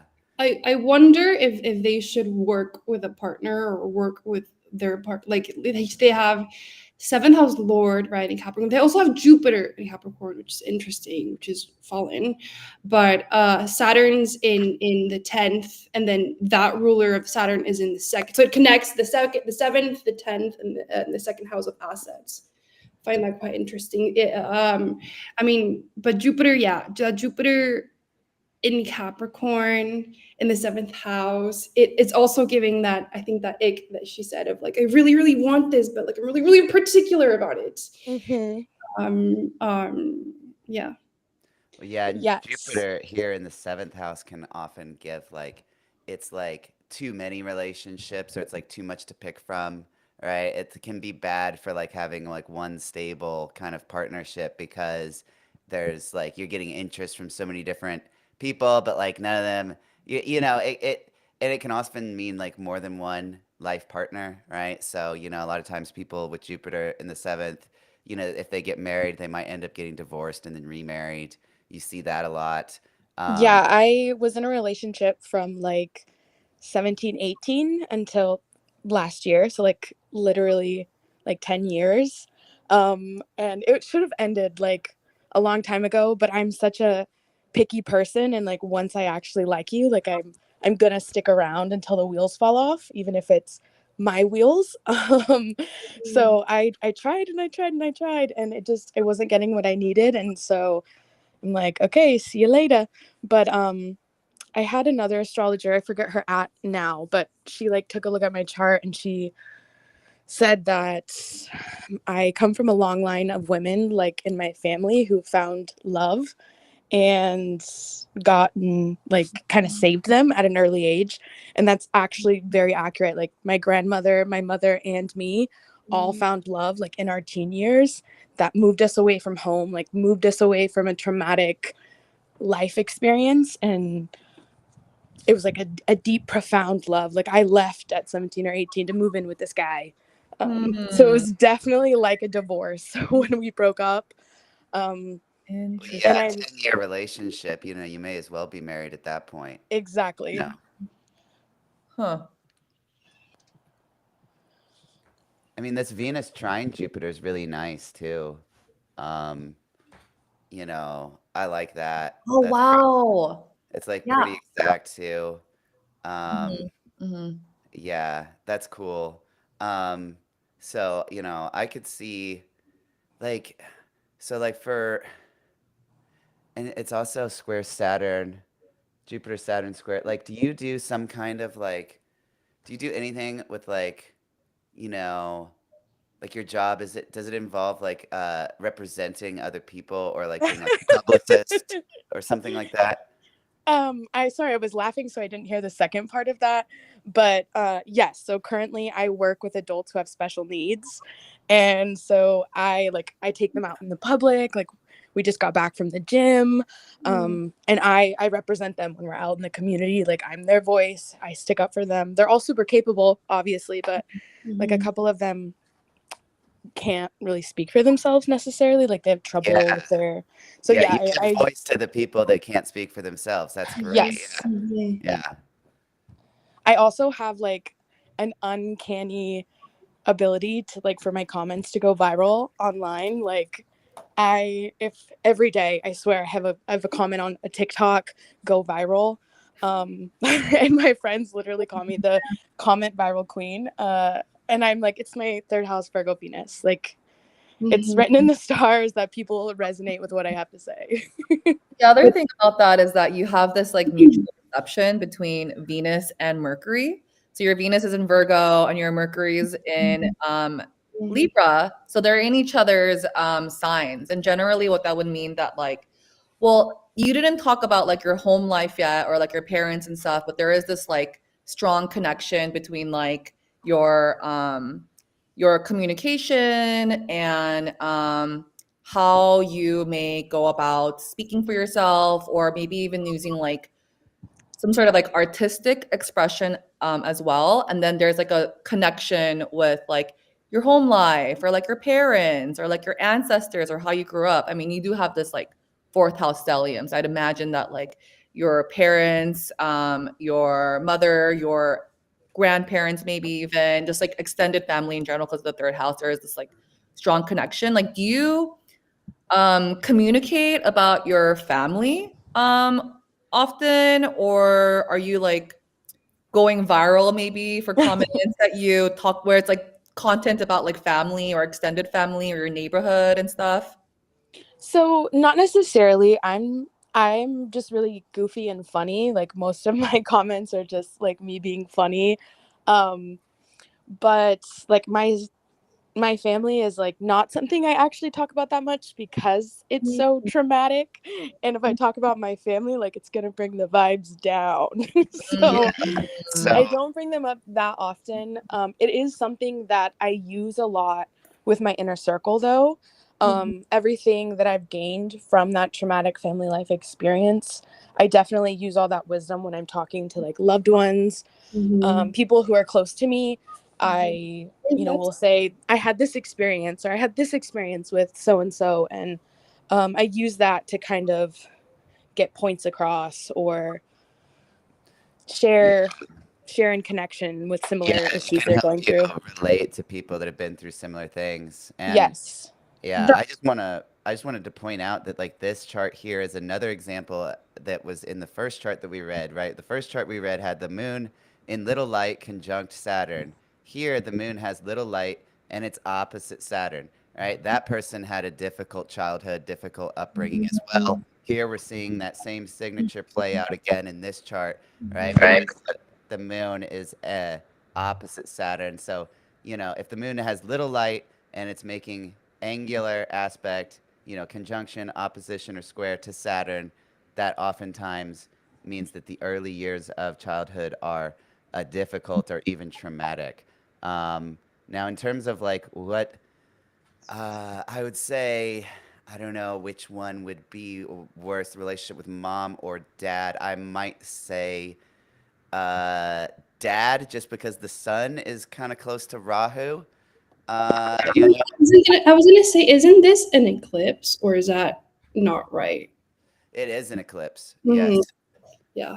Has all your family from Eureka, California? Like, was there a lineage there? Yes and no. My family is from Northern California. We are from deep in the mountains, and there's no hospital anywhere near us. So Eureka is the closest hospital to us. There's another hospital kind of close, but it's not as good. It's a little bit smaller. So most everyone who lives on the river where I live, they drive to Eureka. So Mm. there's a little bit of lineage there. My family definitely has lived in Northern California most of their whole lives. Mm. So too. Yeah. Yeah. And then like 12th house lord being in the 4th house, I think that could contribute to like your trauma and the things that rest in the back of your mind being, you know, connected to like your upbringing and your family in some way. But that trine between like Venus and Jupiter, I think it's like it does manifest in like talking to your friends or talking to people that you love about like help giving them some sort of support, or even being a source of support. And it's just so nice. You have this like exact trine between like Venus and Jupiter between in the 3rd house and the 7th house. There is this like, Really cute. I wonder if like do you like talk to your friends often? Are you in like a group chat where you guys are having, I don't know, sending memes or like talking on a regular basis? It doesn't even have to be like a group chat. It could also just be like just like one-on-one as well. Yeah. So I do have I have a very, very, as you can see with my fourth house stellium, my inner circle is pretty tight. So I do have a handful of friends that I'm pretty consistent on communication. But even more so with like 2 of them, it's like nearly every day. If we're not talking, then we're sharing a video or sharing a TikTok with each other. I'm also super close with my sister-in-law, who's no longer with my brother. We are like sisters. We're both 4th house stelliums, so we just get each other. Mm. And we talk every single day, like Oh, constantly. makes sense. That makes sense. I would put sister-in-law in the 9th house. Chris Brennan uses it as an example to talk about Picasso's life, because Picasso's work was very influential because of his sister-in-law, and that's Jupiter. And then it aligns with what Hope was saying about that Venus trine, that Jupiter. So the fact that it's a sister-in-law, I think that. Yeah, she's like my sister-in-law who became my sister. Like when my Mm. nephew was born and my brother took off, like I lived with my sister and helped her raise my nephew. And we both don't have, like, she's a 4th house stellium as I am. She's a Cancer rising like I am.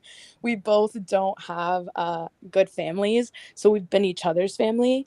And now we live together, and so that's contributes to talking every single day. But she has really been like pivotal in my life and in helping me. Yeah. I think that next year is going to be good for you with Jupiter going through your first house. And it's Mhm. also going to be in the 10th house from your sun and your moon. So Mm. I could see like a career Mhm. reorientation Yeah, coming up. yeah, yeah. You know what, that That. just made my day because that is one thing that I've been heavily trying to change. I Mm, work for friends' family right now, and I love what I do. I love who I work with, but I want a more work from home job. I want, as you can see in my 10th house, Aries Saturn, I want to be my own boss. um, so I'm really kind of trying to pivot to finding work like that aligns with more with my needs. I also do a lot of transit readings. And mm, so I'm like, I don't have time to do transit readings with my current schedule. So that mm, gives me hope because I am looking definitely to yeah. change. And I think your Time Lord is Mars right now, and Mars just stationed retrograde, and it's in your natal second house, and it's going to retrograde into your first house. So I really like sympathize with like anything you're going through right now. Um, but next year, your Time Lord's going to change to Jupiter, and Jupiter's going to be transiting through your first house. I'm imagining that like whatever you go through, whatever bullshit you go through for the next few months, like it's kind of a lot of heavy lifting that I think is going to provide a solid foundation for the benefic influence that is going to come next year. So I just want to like hold your hand and be like, you're going to get through this, and whatever you're working on, it's going to be worth it. um, Thank you. you're gonna like particularly feel it, yeah, and it'll be career based for sure because it'll be 10th from your sect light, both with and your moon, which Alex is perfecting from. So Yeah. Just a couple Yeah. more. Oh, sorry. Go ahead. No, you're fine. I was just going to say that I'm trying to buy a car and I'm trying to get a new job. And all of that is mm, definitely a struggle right now. And so it's great to hear that next year because I don't look at my perfection years anymore. The last time I looked at my perfection year chart was when I was 24 and I predicted the loss of my mom. Oof. And so ever since then, I'm like, I don't look at my own chart. I don't read for Yeah. myself. oh, It's just a little too traumatic. Yeah. But It's a really easy way to give yourself a stomach ulcer trying to read yeah, your own chart. yes, yeah. And I Um, didn't believe it. Like, obviously, like, I was like, oh, something might happen to my mom. Like, these are not good aspects. And I just kind of told myself, like, no, you're reading into it. Like, that's not literally going to happen. And it literally did. And so ever since, I'm like, I just don't trust yeah. myself to read for myself. Um, so Now, that is a really good sign. Thank you for letting me know that. I've got a couple questions for you Yeah. before we move on to the next person. So, one, did this relationship that broke up, did that happen when you were 27? Yes. Okay. Second question is, what was going on in the spring of 2017?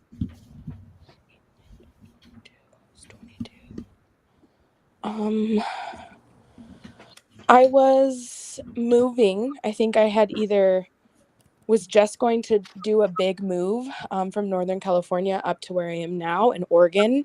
So there was a big move going on around that time. There was a big career change. I got a really good new job. Um, and I think Okay. that was the start of relationship problems in my relationship. I think they really started to kind of waken up because we moved in together. We were living together, and I was seeing all the things that I did not like. So it was Right. really kind of the start of a lot of problems. So the reason I ask is because there was a Venus retrograde that was very similar in the spring of 2017 is the one that's coming up this spring, where it was stationed retrograde in Aries, stationed direct in Pisces, right? And that was in your 10th house, and it's actually going to station retrograde on your midheaven this time. So I feel like that's another indicator of, a new job. And, if you're trying to do like those kind of things you mentioned, I think this spring, be really encouraging. And then once Jupiter goes into Cancer, it's like all steam ahead. So, I think positive things on the horizon for you next year. Awesome. Could I Thank just, you so much. I And just just to wanted clear, to, sorry. sorry, go ahead. Oh, no, go ahead. I just wanted to mention something, but you can go ahead. I was just asking to clarify. When you guys say next year, you mean my next birth year, like starting on my birthday next year, not No, I like. mean next calendar year. I Oh, mean okay. like this like because it starts in June, so Oh, it's okay. like that's when Jupiter goes into Cancer, and then you're gonna have the Venus retrograde in like March or yeah. So Okay, cool. you know it's coming up. I would say in the next 6 months, right? Like that's the time period I'm looking at. That I think that the changes will occur sooner rather Awesome. than later, in like the next 6 months or so. Love that. Thank you. Yeah, I just wanted to point out this very interesting pseudo aspect in your chart. It's called the contra antitia or contra antiscion. It's your Venus and your Sun across this equinox of the Libra are both 20 degrees from that Libra 0 degree, which is the point of the equinox. And so that's a very special aspect. I have the same one in my own chart, which is why I can just see it pop out. But it's like yours is exact partile on the same degree, which is it just emphasizes a lot of what Meech and Hope were saying about your Venus and how it's because it's the ruler of your Sun as the Lord of Libra, and being in the 12th house from that position could, and it could seem like it doesn't have a very like a very direct route to give resources, but through that contra anti-scion or contra antitia, whatever it's called, it's special, like a conjunction. So I just wanted to point that out. That's neat. So all of your Libra stellium, I think they're, even though they can't see that Venus, they do have a special relationship to it. And then before you go, I just also sort of wanted to point out that the Saturn, your Saturn return's coming up, but well, I mean, like you have a well-placed well, your Saturn is very angular, right? Very Oh God, because powerful. I thought it was awful since I'm a night chart and it's like opposite everything. Well, just about the Saturn return, it actually won't begin right away because the Saturn stations retrograde a few degree minutes from where your Saturn placement is. So just before it comes, like before it makes a full conjunction, it's going to start going backwards in the summer this year coming Yeah, up. I would disagree. I would think that the Saturn return is going to start exactly then because the Saturn it gives a lot of its results on the retrograde station before it makes the conjunction. I I found, but I don't know. So, but Saturn return is not bad. You know, don't worry about it. Everyone says Saturn return is terrible, but it's actually good. I guess I'm just nervous because my life has already been like tumultuous thus far, and I'm like I don't need one more thing. And then just knowing that I'm a night chart and it's opposite. I haven't really looked into it too much. It's just a little bit of an anxiety around it. Yeah, I would not sweat it. I think that the next 6 months, at least, I mean, that's as far out as I can look from just memorizing Right. the transits that are coming up. But that Yeah. looks good at least. And honestly, you're probably already feeling the Saturn return because Yes. the Saturn gives its results. It starts to give its results of its transit 6 months before it changes signs. Right. Right? We're in that zone now, so yeah. Like I don't know. I think you're on the right track. I would not sweat it. I think it's all gonna be fine. Thank you.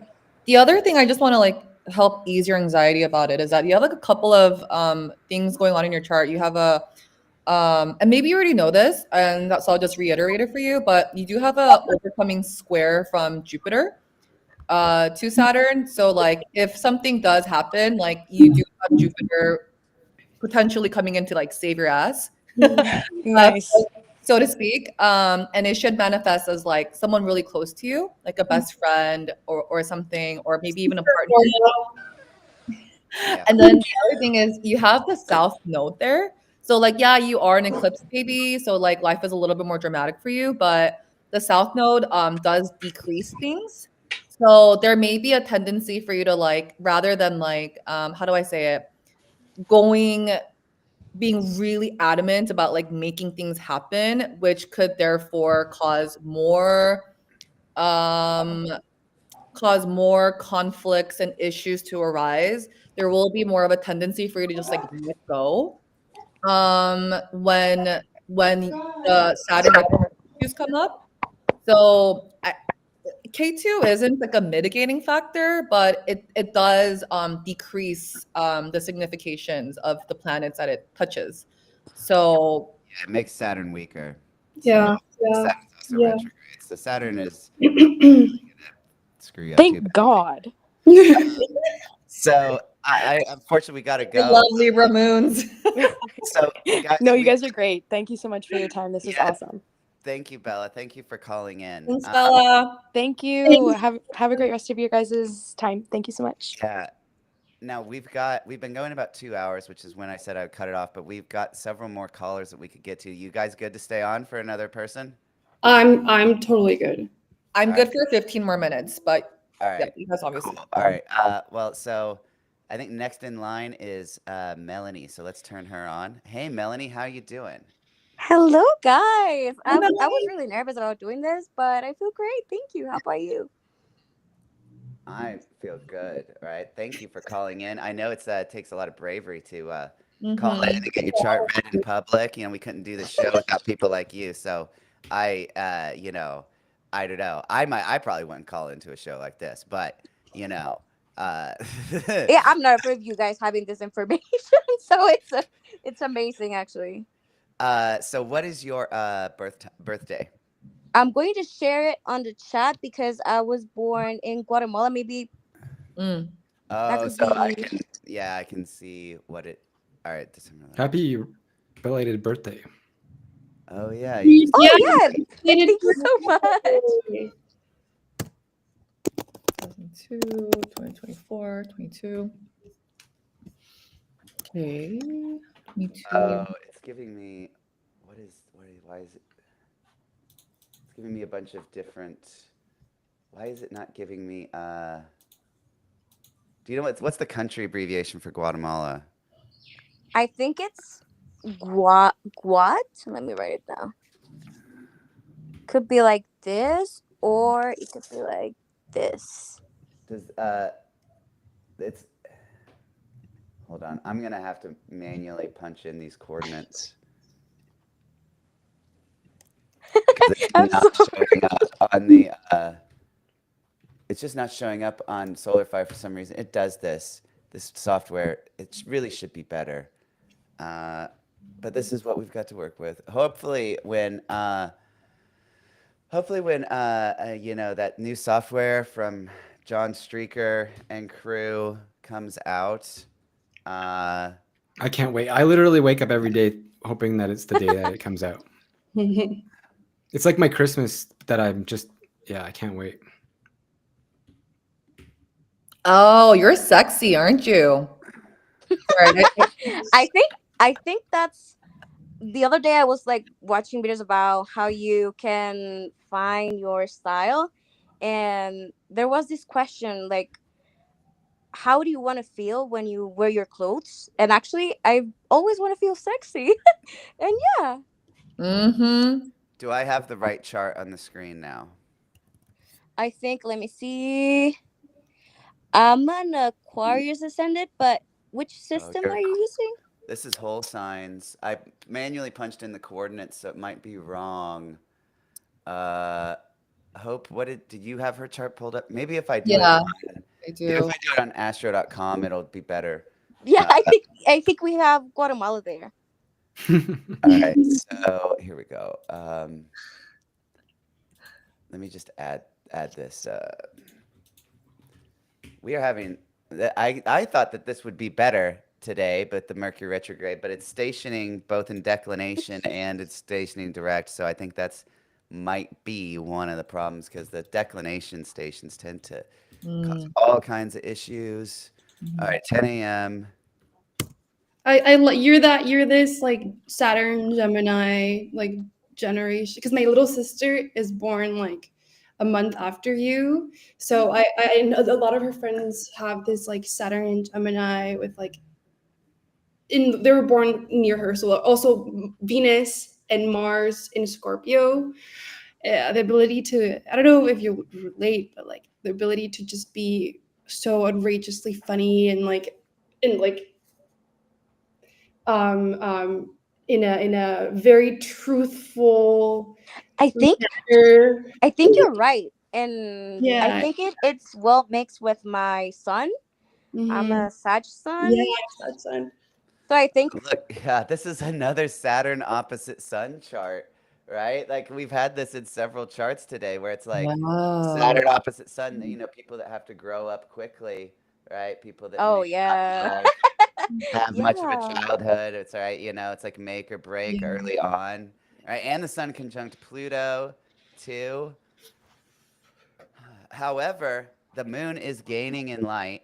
So even though it's angular to Saturn, I'm going to bet that your family was actually pretty decent, right? And you did not have that bad of a childhood. Even though you may have had to grow up quickly or take on more responsibilities, I feel like you're, you know, because we've had some people where they've got moon angular to Saturn, but your moon is increasing in light. So I'm going to say that relationship with family growing up was actually probably pretty supportive. Oh yeah. I mean, we love each other, and I think that we had our problems, but we were being honest about ourselves. So yeah. Interesting. Hmm. Yeah, I'm really like proud of you for coming on because you have like the sun and the south node in, well, co-present with each other in the 11th house. So I can't imagine this could have been easy for you to like be like in the spotlight and have us like talk all about you in front of like a lot of people. So Hmm. Do you like dancing? Yeah. I tend to be like I stay in the shadows sometimes, but I'm really into astrology, so I really wanted to see what you guys could say about my chart. Hmm. Do you like dancing? I do. Oh my god, but that's like something that no one really knows about. I love dancing. I used to rehearse all this YouTube like routines and stuff, but no one really knows about that. It's a secret though. It's a secret. Well, it's in your chart. You got this Venus Mars conjunction square Jupiter. That's going to be, like artistic expression with the body. You see that a lot with dancers. Um, yeah. You're probably pretty good at it too, I would imagine. Maybe I am. Maybe I should try. Maybe I should start dancing now in You should public, do it right? more. I bet you're a fast learner with it. Hmm. Yeah. I started like when I was really like 7, maybe 8. I Hmm. really liked it. hmm yeah. I thought it was my secret. Hmm. Can I ask, maybe it might be too soon to ask, but I wonder what the vocation is, like the job, what you do for work. Because there's Let's this, see if we can guess it. Yeah, let's try and yeah, guess. yeah, because there's like this interesting like ninth house, fourth house ruled by Venus situation in the 10th. So the fact that I bet the fact that you can speak both English and Spanish are important to your career in some, because I'm also looking at that Mercury in the 12th, which that does signify ability to like, it's almost like I've seen it in people who are bilingual that had to learn the language on the spot. Like they moved and now I have to learn it in the ability to do that. So I wonder if that is in any way associated with in a strong 10th household as well. Yeah. I would venture to guess that this person may do something with um like working perhaps working like with kids or in some kind of school environment. Um yeah, I don't know. That's my guess. Or babies, maybe like younger than kids, maybe more like, Well, let me tell you something. My first job, I was teaching English to young kids. Yes. oh wow. That was Like the first nailed job. Then I started that. like I went to call centers because I live in Guatemala and that pays more. And next year I'm starting psychology. I'm going to start studying psychology. Mm. Yeah. So you see a lot of uh, the you have this is a classic signature for therapists is when you have the planets on either side of the sun are Venus and Mercury. All right. So when Venus and Mercury hug the sun, it's like soothing words. Right. It's very good for like working one on one with clients. You see it with like lawyers, therapists, um, people, anyone that is dealing in like an intimate capacity with like working one on one with clients, having Mercury and Venus on either side of the sun is good for that. Now, not everyone that has this, because it's pretty common, is going to be like that. But this also just translates into life skills of being able to relate to other people easily. You're Yeah. able to understand where other people are coming from, and you're able to just kind of read between the lines, right? Like people don't have to spell it out exactly for you to know like how they feel and what they're going through, and you just have this kind of intuitive sense, and like you make people feel Yeah. comfortable around you. 100%. And I want to tell you something. I was at law school like for 2 years. So Okay, cool. impressive. Yeah. Oh, and you also have Jupiter in the seventh house. So like I think that that one-on-one interaction and having working with clients would be like that's like another layer of stacking testimony to you going into therapy work. Um I would imagine that well I think and also Jupiter has triplicity dignity and triplicity in Leo as well. So and it's your of sect benefic so that I would imagine that like you would have this like effect of making people feel more optimistic and empowered. And you have Mercury in Capricorn in the 12th house. So that does give someone the ability to like think really deeply about like internalized problems. Another person on the call here has a 12th house Mercury and I believe is very good at doing things like that, Midge. And also Mercury rules your eighth house. So I do, and then eighth house is like other people's things. So it's that ability to like communicate with other people about other people's things with them and like empower them and help them grow and learn. You have like a lot of stacking testimony for becoming a therapist. Yeah, I think I'm going to join what Alex said about me being able to relate with people, and maybe I can read them and I can tell them, you see, I think I'm able to explain what they're going through. Maybe that's why I want to be a therapist. Yeah, Mm. I bet you would be good at that. And uh That's I don't know, interesting. like I love this moon down here. Um the moon, and it's at this quarter phase, so like you're probably very like vibrant and lively, and it's trying sun's trines Jupiter. Like I bet you just put people in a good mood when they're around you, right? Like you tend to like bring things up, right?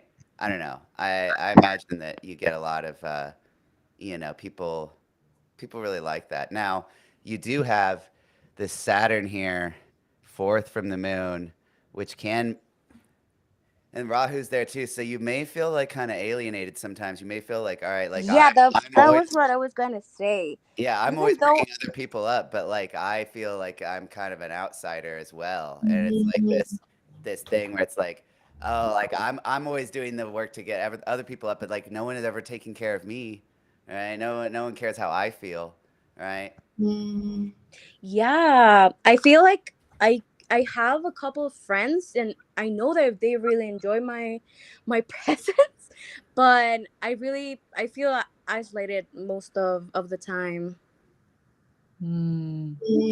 That's the Mercury in the 12th house life, man. It's Yeah. like echo chamber of like, I feel like I only can really trust myself with some of my thoughts or some of my ideas, and I feel like it's too much and I don't want to reach out, and you kind of like, it kind of gives this imagery of like Rapunzel in her tower, just being in my own tower, or internalizing thoughts a lot and having to spend a lot of time to kind of decompress and maintain, the solitude, because it's hard to, then it makes it hard to reach out and express it. Like Mercury in the 12th, like inevitably, like, right, makes it Yeah. hard to just say I how you feel to other people and share and use that mercurial tool, right? So that feeling of like isolation, it's like good and a bad thing, not good and a bad thing, but you know good thing in the sense that it works well for a therapist, right? When I used to go to yeah. therapy, it would just be me in a room, a small room with my therapist, and it always almost like a liminal space. Like we would be away from the world, isolated, and I could spill my guts, right? So there's this ability to induce this experience with other people, but and like inadvertently, right? That also brings this layer of like a lot of solitude with the ability to do that, to hold space for Yeah. people in that way. So grappling with like my aptitude to help people cope with loneliness, because I Yeah. do experience a lot of loneliness. So I can see that a lot for Mercury and mental health. Really cool what you said. I really like it because I really identify as a hermit. So for me, being a therapist, maybe it's going to help me out a lot because I want to help people. I want to be out there and maybe share what I have to share, right? But the thing is, I'm not really committed to relationships, like friendships. Mm-hmm. So maybe I think being a therapist, I'll be able to have my patients, right? And I'll give them myself. I'll dedicate to that. But with friendships, it's not like that. So yeah, I like what you said about Rapunzel. I feel like a hermit. I'm going, but I think Rapunzel sounds prettier. Yeah, yeah. It reminds me of like the Galileo. Okay, you guys can check this, but like Galileo had a huge like 12th house. I think he was in a. I don't know if I'm such a 12th house Mercury. I don't know if I dreamt this, if I unconsciously thought this, or I learned it somewhere, and I just have it in my brain memory. But like a 12th house year when he made some of his best work, like Emily Dickinson has a 12th house moon. They're like hermits, but because they're doing something, they're like it's it kind of reminds me of kind of like the mad scientist. Like the mad scientist isn't out, at the pub, drinking, socializing. He's in his tower, scheming things, learning, especially with mercurial things. Like, I think it's I don't know if it's Valence or Firmicus who talks about 12th house Mercury as people who are very good at like learning and aptitude for like learning and wanting to be like not academic but just good at learning in general, or a scholar, right? Aptitude for that. So sorry to jump in and interrupt here, but Hope has to go. So before she does, I just wanted to give her a quick shout out and let her Yeah. promote where she, because I know she offers readings. So yeah, Hope, if you want to tell everyone where they can find you, the Yeah. floor is yours. Yeah, no, thank you so much. First of all, thank you so much, Alex, for inviting me to do this. This was really fun. I learned so much, and it's always great to be with, just chat with other astrologers and read charts. Thank you, Melanie, so much for calling in. Don't worry. And yeah, I'm on X. My handle is dear_mortal. I'm also on Instagram as well. Same handle, dear_mortal. And yeah, I do readings. My link tree has a link to book reading. So if you're ever interested, I do 90-minute sessions on Sundays. So it's essentially like this, we'll analyze your chart and we'll talk about forecasts and stuff. And yeah, thank you so much. This was a really great experience. And I hope everyone has a great day. Yeah, thanks for coming on, Hope. Thank you. Thank you, Yeah, Hope. yeah, I'll definitely talk to you soon. Okay, sounds good. Bye, guys. Bye. Okay, sorry, Michelle. Sorry to interrupt you like that, but you can keep yeah, going. Or if Melanie, you had something to say in response to her, I will shut up now. I just wanted to make sure that we give Hope a good send off. Yeah, it wasn't long ago that I started appreciating my Mercury position. I was thinking about I think I've gone through my chart almost everything. Maybe not everything, but I try to understand it, and maybe by going over it, I learn about it a little bit more. And I think thank you for all those words, because now I'm going to appreciate even more my Mercury position. Mhm. Yeah, people underestimate that 12th house Mercury, but it has a lot of potential for sure. I don't know if Rob has anything to say. Yeah, Rob, you haven't got to say anything yet. Go ahead. I'll be right back. No, I agreed with what you said, Meech, and what Hope said. Great analysis. I can see Melanie being a great therapist. One thing about your chart, Melanie, that popped out at me, I always find interesting, is when there's an outer planet like on an angle, because I just think that it's hard to ignore, despite I admittedly not having a great grasp on what the outer planets mean and represent in the traditional context that I've learned astrology. But when I see them on an angle, such as your Neptune so close to your ascendant, I think that that's pretty special. I feel like Neptune would play a big role in your life, and what Neptune represents. I mean, I can't say for sure, but I hear that people with Neptune, either on the ascendant or on the midheaven, have more psychic abilities, or they just have stronger psychic abilities. It's something I've heard, so I think that's pretty neat. I think you probably have a lot of potential to pursue those abilities. Yeah, I think it really helps when I meditate, and I think for me, I think I get those downloads of knowledge. Like, yeah, sometimes I feel like the universe is actually talking to me while I'm studying, and I can really see through things. And I do also tarot readings. Yeah. Yeah, Yeah, you'd so be good at tarot with that. Yeah, yeah, because to add on to what Rob is saying about this ability to like intuition and reading cards, and you have the ruler of the third house, which is the goddess, right? And the moon rejoices here. Very much associated with like witchcraft and intuition, gift of sight, of premonition.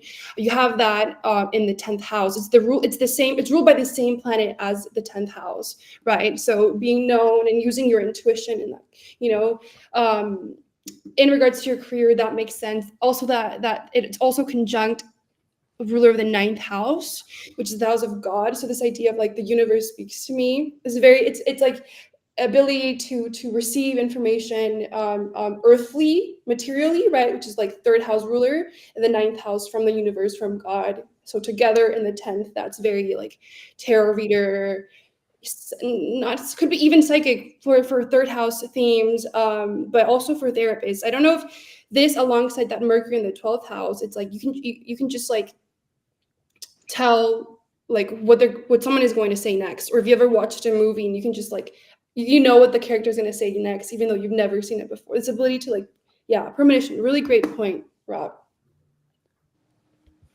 Um, I have one more question before we go, because I think we might be able to do one more if you guys can stay on, Mish and Yeah. Rob. All right, cool.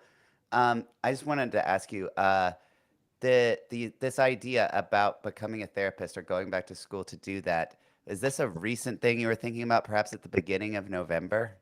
hell yeah, this was Okay, fire. yeah. Yes. Okay, so this is because here's what's happening. So you've got, this is something I've been researching. So it's Juno here, this little asteroid here. Juno is oftentimes associated with contracts, career moves, that kind of thing, going back to school, all of this. And you're having a Juno return right now. And now Juno returns often do not produce any results. However, they do produce results when there is a simultaneous return and retrograde. So let me get the dates, because I've got them in a document here. But there will be, I think it starts. I think the actual direct station is in September, which would be at the start of the academic year, right? So let me just pull this up, because I just did this in a reading for someone else. that was just shit. Can't let that. No, it wasn't her. Who was it recently that I did this for?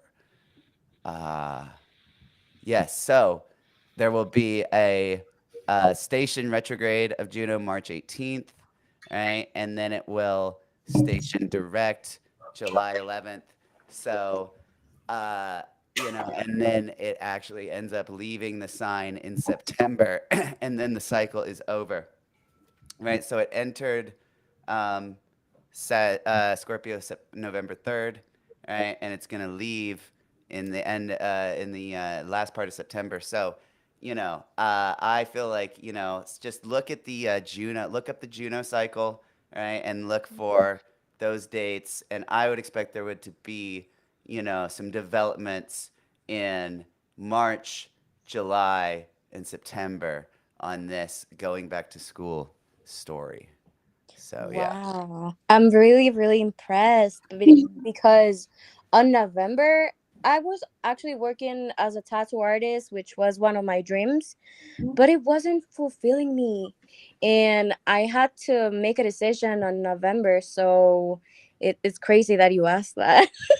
Yeah. Awesome. Yeah, no, that's the asteroid shit blows my mind. I have to give a shout out to Empress Atlantis for this because I used to be dismissive of the asteroids. I was like, oh, they're discovered in the 19th century. What can they really do? But then Empress read my chart using these asteroids, and it was like so uncannily good. And she's got me into researching them and trying to. I read Demetra George's book on it. Now I'm trying to expand on some of the techniques, doing my own research, and it's been really fun. So, definitely, follow up and send me a message or an email or something, and let me know if these moves end up coinciding with this Juno cycle, because I love to have more examples for the research. Yeah, for sure. I'm gonna text you. I'm going to be very aware of it. All right, cool. All right, well, I think we've got time for one more person. If we want to do that. Yeah, you guys want to do one more? All right. All right. Thank you so Thank you, much, you Melanie. guys. Thank you. Before I Emily. leave, I just want to say that it's amazing that you guys dedicate a part of your life to this.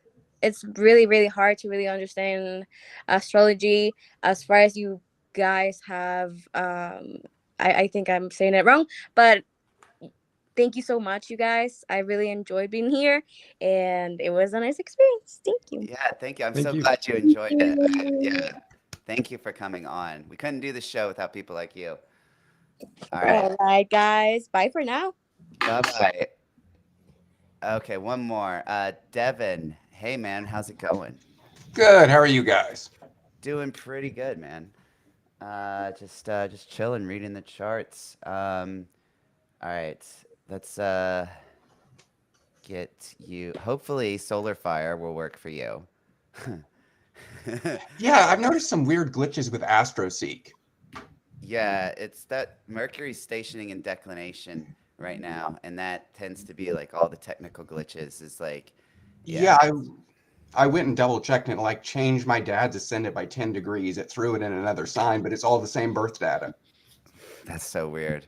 Yeah, Yeah. that was happening just before, where like this solar fire was giving Guatemala City having Pisces rising, and then Astro.com gives it Aquarius rising. So it's just like, what the hell? All right, what's your birthday, dude? January 12th, 1995, 2:31 p.m., Sacramento, California. 2:31. Oh shit, I need PM. God damn it.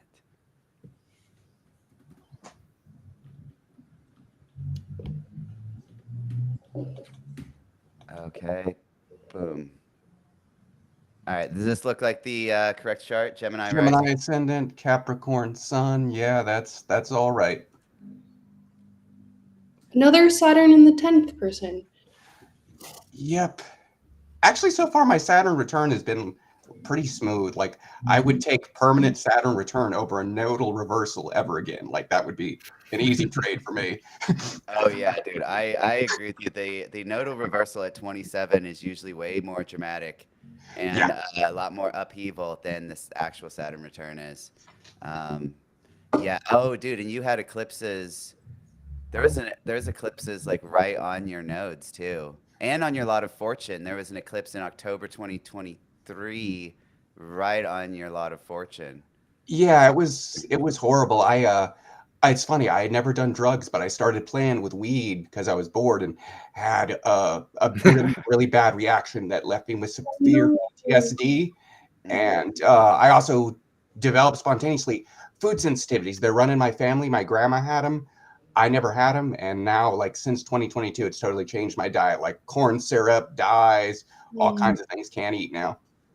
mm, But actually, that's not the main thing I want to talk to you guys about. Something that actually happened in between the first time I was trying to come on. That's a hilariously literal transit. I actually encountered a new half sibling on Ancestry DNA, another half sister. I'm curious how Wow. it's going to go because Mars is my malefic out of sect, and I'm in a sixth house perfection year ruled by Mars. Yeah. And yeah, she seems nervous. She doesn't know who her biological father is. Obviously, it's my father. My father has, not counting this girl, three of us, each by different women. So far, my other two half siblings do not seem super enthused. My dad seems like he's kind of in denial, like he's doing a boomer. I don't really understand DNA. Like he's not. So yeah, this seems like this is going to play in the next year because of the eclipses in my fourth house. But yeah, Mars in the third house, new sibling. No one seems happy about it. Mhm. mm. Okay, so Mhm. you had there was a Mercury retrograde station earlier this year on your Mars. That's interesting. Oh wait, well it's happening. It's in your seventh house. Like when did you find out about this? Was it like 2 days ago. 2 days ago? Okay. 2 days ago. Well, Yeah, that's she's a yeah. 22% match. She can't be anything but my half sister. 22% match. Hmm. And it says she's related to me on my dad's side. It's obviously not my mom's kid. So, yeah. Yeah. And she's close to me in age. My mom even thinks she knows who the mother is. But the lady stopped responding to me. I think she's really freaked out. Damn. Yeah. My mom says it was a woman that my dad was with, but then her ex, who was a biker, basically came and kidnapped this woman away from my dad and his biological son that was with them. So yeah, like I don't know all the details, but my mom suspects based on the photo of this woman that's probably who this woman's mother is. Hmm.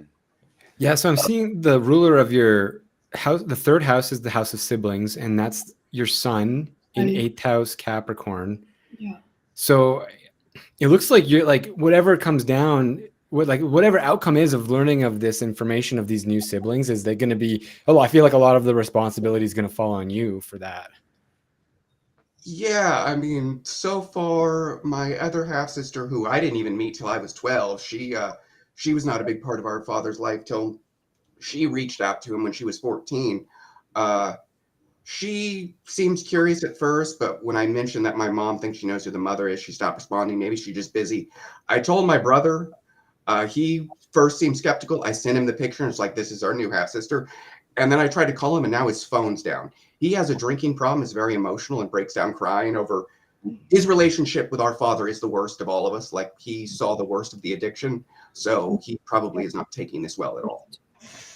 Yeah, that Sun conjunct Neptune in the eighth would that is an affliction of the father, right? So there would be a shortened kind of presence of the father in your life. Um, I can see that there. I mean, with the sibling stuff, I mean, so, hmm, what is I mean, you do have Saturn third from the sun. That's, yeah, I don't know. Yeah, Um, me and my dad, interestingly enough, share the same, different signs, but same aspect. He's got Mars trine Sun and then Sun sextile Saturn like me. yeah.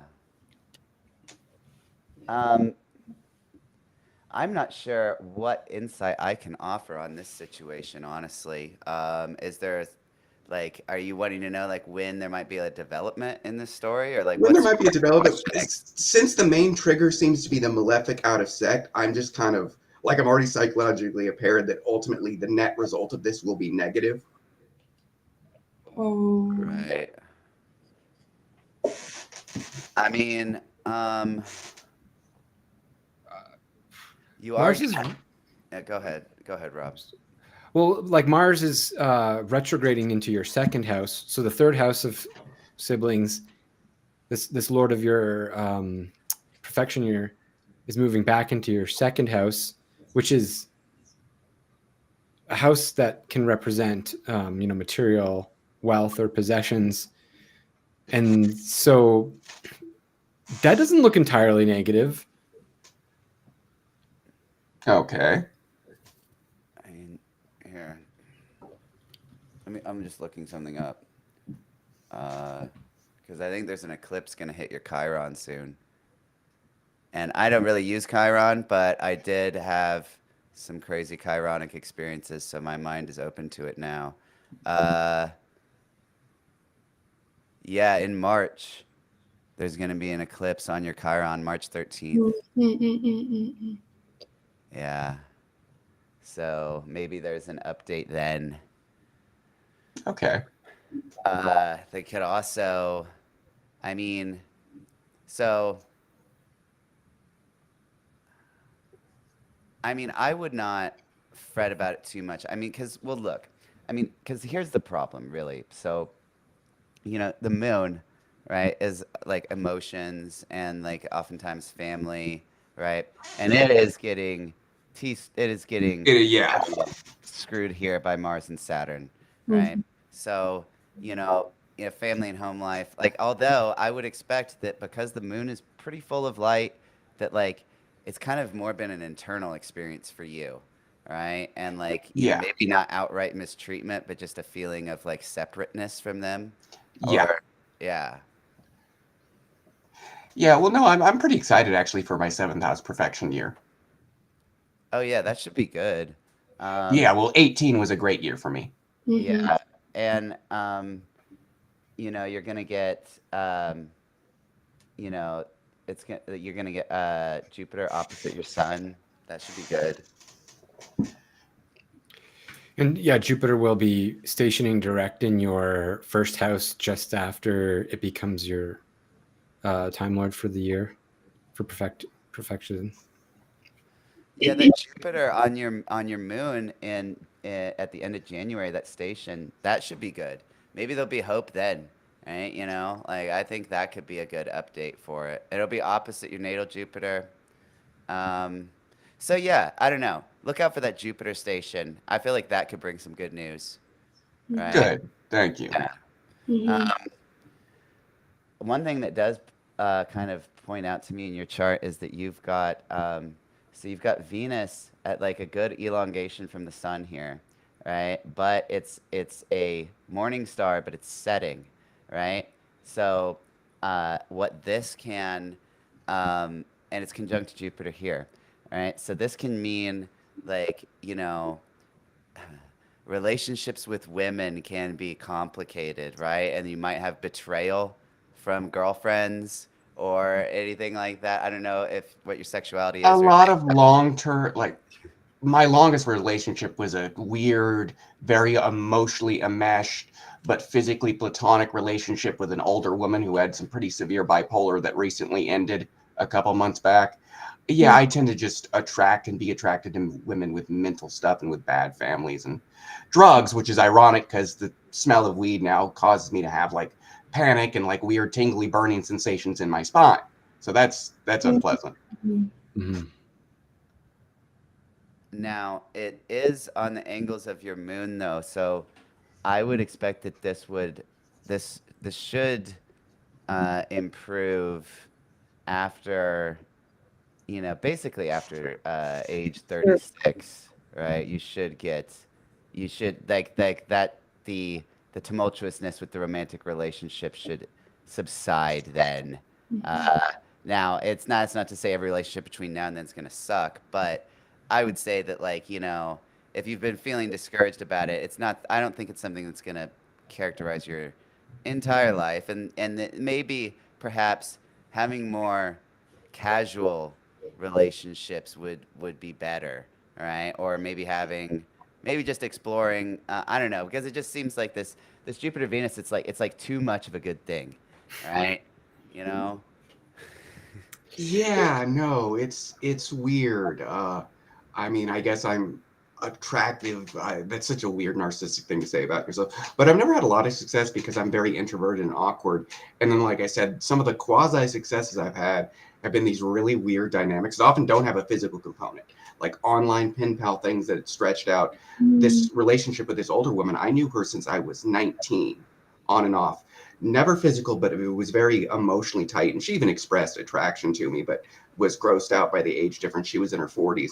But it was a lot of like emotional labor. Like, I kind of hate to use that phrase, but I mean, like, it was a lot of basically me sitting there while she did therapy sessions. I mean, I loved her, and it was, you know, it was good for what it was for my development.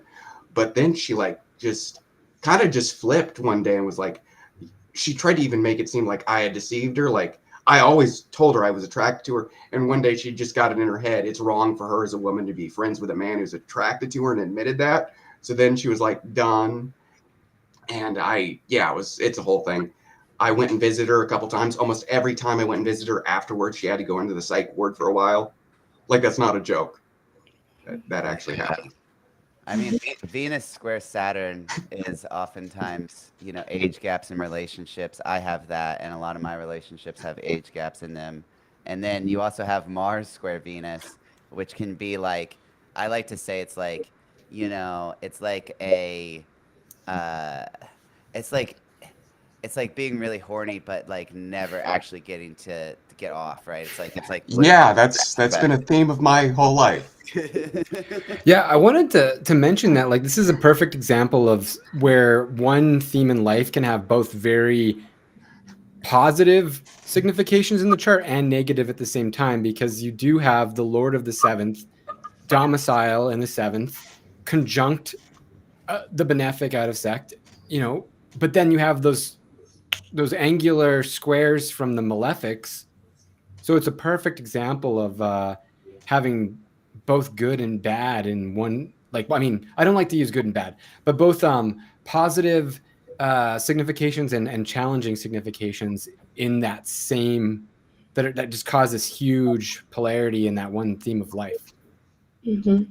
No, yeah, and I appreciate that, because I've had a few people like just look very superficially, oh, Jupiter and Venus in the seventh, you know, that must be not an issue for you at all. Or you must, you know, have a lot of ease in that. And that's not been my experience. And I think it has to do largely with the squares, but also Venus being the ruler of the 12th in the seventh. I think I've seen that in the Yeah. type of. Yeah. Yeah. Yeah. And also just like, you know, I mean, in my experience, like, you know, benefics in the seventh house is like not always good. Like, people think it's good, but it's like it's good for money, right? And it's good It's for good for money. employment, It's good for money. Yeah. but it's not as good for like stable relationships. There tends to be like just one after the other, right? Like a serial monogamy. I find a lot of people that have benefics in the seventh house, it's like, you know, like they may, you know, they just go from one relationship to the next, right? Like, because, you know, a lot of times in the, like the old text, they'll talk, like the Vedic text, they'll talk about, you know, like Jupiter here, it's like, you know, it like, you know, they say it's not good for marriage because it basically gives you more than one partner, right? And so it's like, you know what I mean? It's like, which can be good or bad depending on your perspective, right? Right. You know, like if you desire to have like one partner for the rest of your life, then, you know, it's not so good. But if you're fine with, you know, having, you know, kind of serial monogamous kind of thing, then, you know, it's not so bad. No. Or a polyamory type situation. Yeah, I don't know. I mean, I've never like really seriously considered that, but as I get older, I may have to, because I have decided I don't want to get stuck in what I was stuck in for almost the entirety of my 20s. Like, I mean, again, it was on and off, so it wasn't the whole time, but it was pretty continuous. And it's not like I ever logically thought anything was actually going to materialize there. But at the same time, it was like I was able to just like deal with myself and just be alone, because emotionally I was like in an emotional relationship, and almost like a not superficial, it was almost like a simulation, what's the right word, like that mostly on the phone relationship with that older woman probably helped me in a way where I didn't feel the need. So I kind of lost all of my 20s where I could have been pursuing other things because I maybe didn't feel the Right. emotional need. Right. Yeah. You get part of it satisfied, so then you don't. It's like, all right, well, this is good enough, Yeah. right? You know. That I don't know, Venus Michelle. What do Saturn you square. think? Yeah, we haven't heard from you on this chart. What do you have to say? Well, for me, I was thinking about that transit. About like, wasn't it recent that you found out about your sister? Like 2 or 3 days ago on Yeah. Amazon. Okay. Yeah. Because then I was thinking, okay, like, but I know you're in a Mars year, aren't you? Yes, Scorpio. Okay, interesting. But I was just like thinking about, and I know it really depends on like, you know, the ruler of the year. Also, I wonder, you're also it's a technically a day chart, right?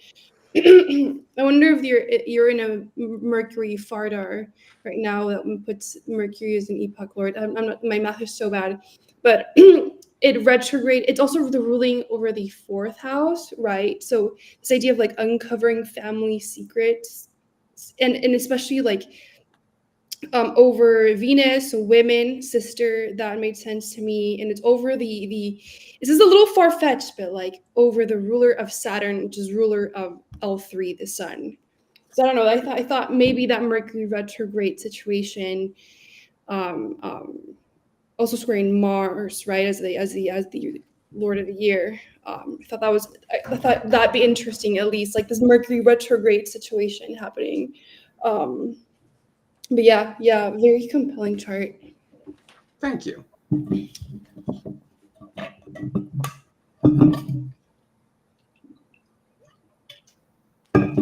So, all right, I was just checking something. Yeah, I mean, Mercury here was conjunct your Jupiter, right? And so, we could say, just very literally, like, if just going by the natural significators of the planets, right? Mercury is like children and siblings. Mhm. Jupiter is expansion, right? You find out you've got a new sibling, right? And it's retrograde, so it's going back and it's finding someone Mhm. that you didn't know about before. I mean, that's now what else? Why would Mercury be active? Like, let me Well, it's actually. the Lord of Yeah. Ascendant of the birth chart. Oh yeah, that's true. Let me see his. Sorry guys, I'm gonna do something. I'm just for my own curiosity here. Oh, tertiary progressions. We're going deep. Let's go quaternary progressions.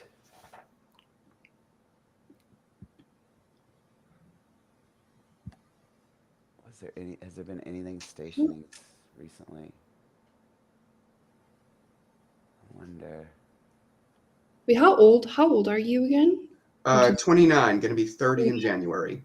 29. Okay, I think you might be at the end of your Mercury Fardar, and that's why Mercury as the epoch lord, when it retrograded, it hit something in his chart. Because in a day chart, because the day Fardar ends right around 29. So he could be over the moon Fardar already, but I don't know if at Yeah, least, that could be. yeah. We could pull up his Fardars. I just wanted to look at his progressions really quick. Yeah, and the perfection. Uh, okay. What else? Oh, I wonder when that happened.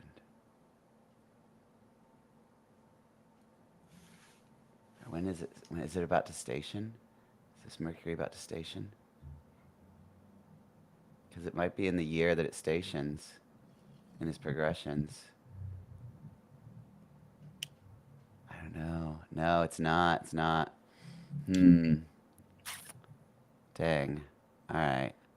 Sorry, I'm just tooling around, just trying to find. No, I appreciate it. Well, in the progressions, you've got that Jupiter Saturn square going on. Well, let's go now. Clock. And that's in the birth chart too. This is the secondary. Yeah. Mm-hmm. Boom. I don't know. I am. I am not sure what I would attribute that to, but it's definitely interesting, and I would definitely save this chart for the research because finding out you've got a new sibling is certainly interesting. Now, actually, wait a minute. So, because Jupiter stationed retrograde near your ascendant. Now, that was, when did that happen? That was like, because when did you do the ancestry shit? Like, Oh, I did the DNA test years ago. I have an interest in genetic archaeology and genetics anyway, and it was always kind of an open secret that I probably had other siblings. Like I even asked my dad once years ago, and he literally said, "Honestly, I can't tell you. I don't know." Wait, right. I plugged in your chart to Astrogold, and he is in fact, oh, they are in fact in a Mercury Venus Pardar. So Mercury retrograding as the Epoch Lord on top of the natal Venus. Venus, right, as the co-helper. Yeah. And I I- wonder if the annual perfection connects like Mars to there's a handoff maybe. I wonder. I can't think about the math in my brain right now, but yeah, I wonder No, if that seems right. I mean, if Mhm. he's got those active in that Time Lord system, that could work. Also, Mhm. is there anything related to these events that kind of maybe began in like the first week of October? Uh, First week of October? First or second week of October.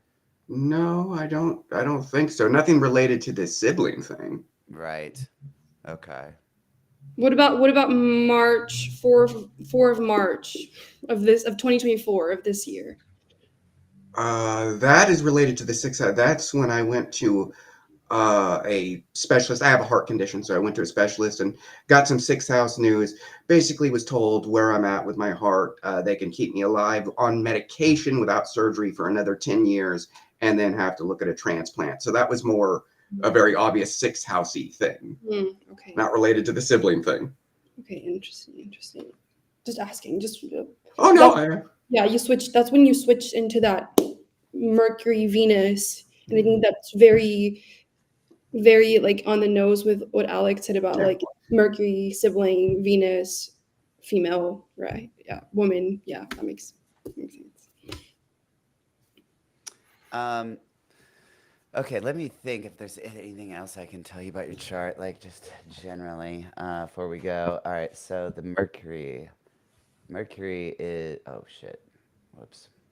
I want to go forward one day. One of the things that keeps popping into my mind is that with a situation with having new family members with the same father, then there would be questions about inheritance and who would be the one to get the inheritance, and then the son ruling the siblings in the eighth, um, which is that whole sign of like inheritance and all that. So when Mars, your Lord of perfected year, moves back into your second house opposite that eighth house, those type of themes may pop up. I'm thinking. Well, since you mentioned that, I guess I will tell you. Before any of this happened, I was having discussions. I had moved to a different city for a while. Now I'm back in my hometown. I was talking with my sister and my dad's wife, who we all hate.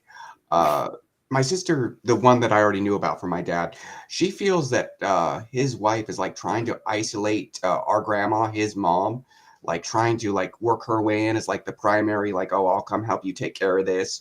Like Sherry, my sister, felt like she was getting pushed aside because I guess Holly wants them to inherit the house or whatever they have, whatever Grandma Bev has when she dies. Um, it's a weird situation. Um, yeah, so I mean that's the only thing that's like about inheritance is it's come up, but it didn't even relate to this new person. From what I understand, my grandma has actually said that she was considering putting a cousin in charge of her estate because she did not want my dad's wife to just take everything. I cannot stress enough that no one likes my dad's wife. Like it's kind of hilarious. Depending on if the Leo ascendant is correct, he actually married her while Saturn was in his seventh, and he's a night chart. So yeah. I have a question for you. Are you an artist of any kind? Do you do any kind of artistic uh, hobby, like maybe drawing or music or anything like that? Ironically, I actually have poor motor skills, which has always been attributed to oxygen deprivation during the surgeries. I was on life support, but I've written on and off, kind of playing around with writing comics and things like that. Never published anything. ADD, so I'm not good at sticking with anything, but writing, if you consider that artistic, I've played with that. Yeah, you do have the Mercury going pretty fast, which I said earlier in the stream was an ADHD thing. That was going to be my next question. But the Mercury that you have seems like it would be good for expressing things. So the writing doesn't exactly surprise me, but I don't know. I uh, I think that I think you can make use of that, right? I think it could be beneficial outlet like the writing. You said comics. Yeah, yeah. That's cool. Yeah, and publishing is the ninth house, right? And having the LOA in the ninth house, it bodes well for that, especially with that close trine to the moon. Yeah, well, the biggest problem so far is, I mean, I don't have any drawing ability. So it's always been, artists obviously don't want to work for some guarantee, some portion of something sold later on. And I just never had the amount to pay an artist. Because comic artists now, even like unknowns, want $100 a page. Right. Yeah. To kind of something somewhat related, just I'm curious if you guys see it as being significant. I have an interest in medical astrology. I've read all of Judith Hill's books. I was wondering if you see that as something significant in the birth chart. So, in terms of astrological insights, so the nodes in the 12th and 6th house, I think, often give an interest in the occult, right? Particularly Ketu in the 12th. If it was Rahu in the 12th, I would not say it, but Ketu in the 12th, is definitely an interest in the occult. And like, the 6th and the 12th is often associated with medical stuff as well. So, that makes sense. I would also say that, you have, uh, there is the the Sun Neptune conjunction, right? People that have luminaries conjunct Neptune, I often find they are also interested in the occult. So, you know, um, that I would, if I'm looking for, why you would be interested in this subject, I'd chalk it up to those things. Which can be good because Sun Neptune can be about, discovering new things or putting form to, things that are not really spoken of, right? Just like ideas, fantasies, right? Bringing them into like a more concrete reality, right? I think the moon in the first emphasizes that as well, right? Because the moon is the closest sphere in the model of the spheres, bringing down the astral energy into the material. So I think that emphasizes what you were saying. Mhm. Yeah, in some ways, I think Austin Kopp would call this a mercurial, like because that Mercury is also moving really fast. It has triplicity in Aquarius, ruling moon in Gemini in the first house. I find that moon people in the first house have a very visceral experience with their bodies. Anything related to like stomach issues, and for you, I think the nervous system, like mercurial stuff. Nervous systems, yeah. I mean, always hyper, always anxious. The Yeah. experience after the drugs, like I said, it was real bad. I also, since we're talking about interest in the occult, I had interest in shamanism, and I started playing with the weed partially out of board and partially because I wanted to do mushrooms, but everyone I talked to that was into drugs was like, no, don't do mushrooms first. That's the worst thing. Do weed first. So basically, that put the kibosh on it. I will never do any psychoactive substances ever again because my body made it very clear, no, this will destroy your nervous system. Yeah, that moon being t squared by the malefics is Yeah. yeah, that's not a yeah, I'd imagine you might be sensitive to drugs and alcohol. I can't But drink. It burns my stomach. I can't even get drunk if I wanted to. It burns my stomach too bad before I can get enough in me. Mm. yeah, I would also watch out for just age 36, I would watch out for any kind of, spike in health concerns. I would just look out for that age because that age looks like that could be one that you definitely want to keep an eye on and like, definitely 36. go. Yeah, That would be around the time frame when the doctors told me about where I'd have to look at like transplant or whatever I'm going to decide I will and won't do with that. right. Oh, Damn. boy. Okay. What is that? Is that when Saturn goes into Gemini? Um, is it? I don't know. I mean, I'm just making it so basically planets that are squaring the moon, right, tend to start giving the full result of the affliction at age 36, right? Oh, Um, so that's just a general rule. Um, Now, if we look at like what's going to happen when you're 36, that would be what, 20, you're And that's a first 1995, house so perfection year, right? No. 36 would be um 20, so you're 30 now, or you'll be 30 in 2025, so it'd be 2031. Let's just look at what happens in 2031. But yeah, I think 36 is the first house perfection year with the Yeah, that's moon. gonna be Saturn on your moon. Yeah, yeah, okay. yeah. And where will Jupiter be? Jupiter will be on your sun. I mean, although, I mean, you also have the benefics angular to your moon too, so that helps, right? At least, like, I know that's being squared by Mars and Saturn, but you also have Jupiter and Venus angular to the moon as well, so that should Balance. give some optimism and help balance it out. And even though if it sucks and it's very difficult, I feel like he save you, right? Like they're both in pretty good condition, you know. Yeah, when you stepped away, Alex, I mentioned that this was a great example of a chart that has very like positive, constructive significations, but also some challenging ones. And there's like they're both there, and they're Mhm, polarized. So there's good, but then there's things that were challenging as well. mhm.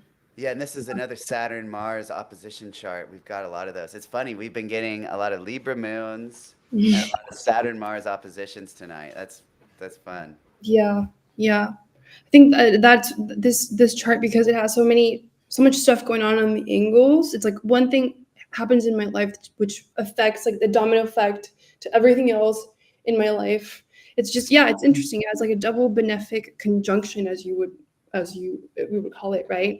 But then it squares Saturn, and then that Saturn squares the moon, and then that moon squares that Mars, and that Mars squares. It's like It's a circle and it's horrible. It's a grand cross, I guess, would be the Mhm, term. mhm, Yes, it is. Now the Grand Cross, that aspect pattern, it's kind of like I've heard it likened to like a battery, right?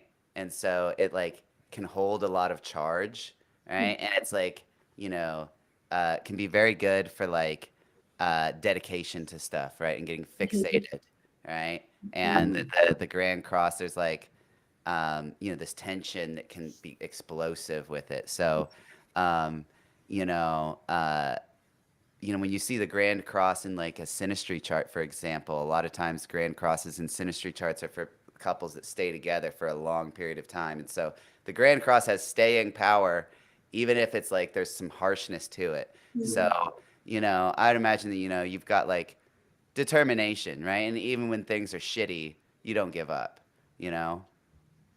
And the Grand Well, Cross on the angles. Yeah, sorry, go ahead. yeah, grand cross and the angles. I mean, I don't know. I'm trying to think back. I mean, I actually have kind of an avoidant tendency. Like, I tend to try to avoid things that are really difficult Mm, because I don't cope with stress. I guess I endure. Like, I don't yeah. die. I don't off myself. But I do. I have a kind of almost designed my life at this point in such a way to minimize stress, minimize leaving my Yes. comfort zone. Yes. Mhm. That's the Saturn square moon. That's going to give an anxious disposition. But what I'm talking about is that sometimes, there's people that have like self-destructive tendencies. Yeah, no, I've Like that had doesn't, yeah, the Grand Cross people usually aren't like that. Like you're talking, for example, like you're like, oh, well, I found out that these drugs are bad for me, so I'm not going to do them anymore. Right.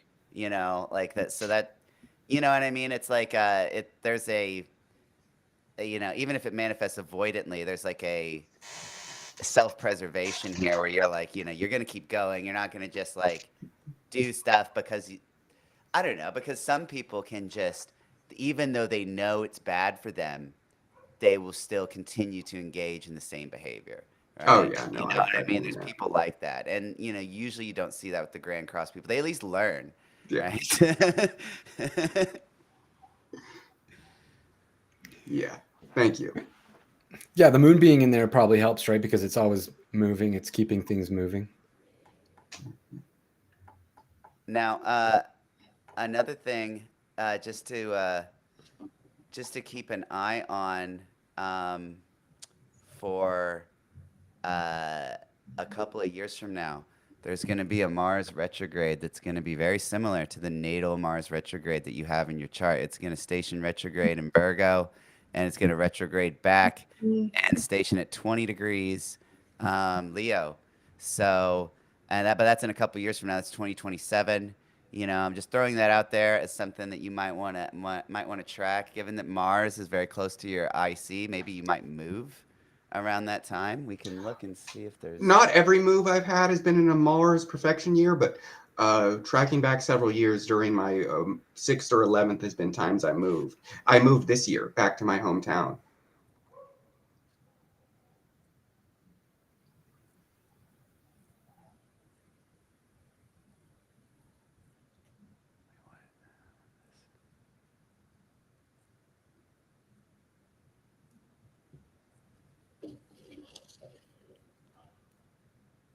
Huh. Mercury's showing in the 9th house fire, just like in your natal. So we were talking about that earlier when in the solar return chart. If you're seeing, what did you call it? You had a term for it, Alex. Taking the Phase return. Is that what you're talking Or about? sorry, it was Meech. Yeah, you had. Maybe It it's was Alex. Alex said it, yeah, but it is retaking the oath. retaking the oath. Yeah. Yeah, otherwise known as a natal phase return. I'm not familiar with that. Yeah, that's when a planet in the solar return makes the same aspect as it does. Mhm.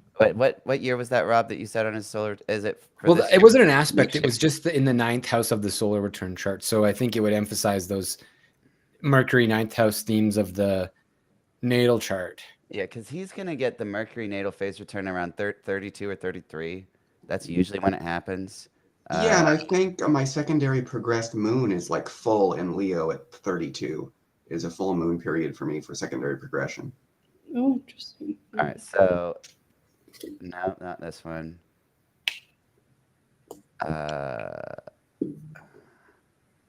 2027. Okay. Yeah, here we go. So this is when you get your Mercury natal phase return, right? So in your solar return for 2028, when you will be 33 years old, this is usually when it happens. It's either 32 or 33, depending, because Mercury has an irregular orbit.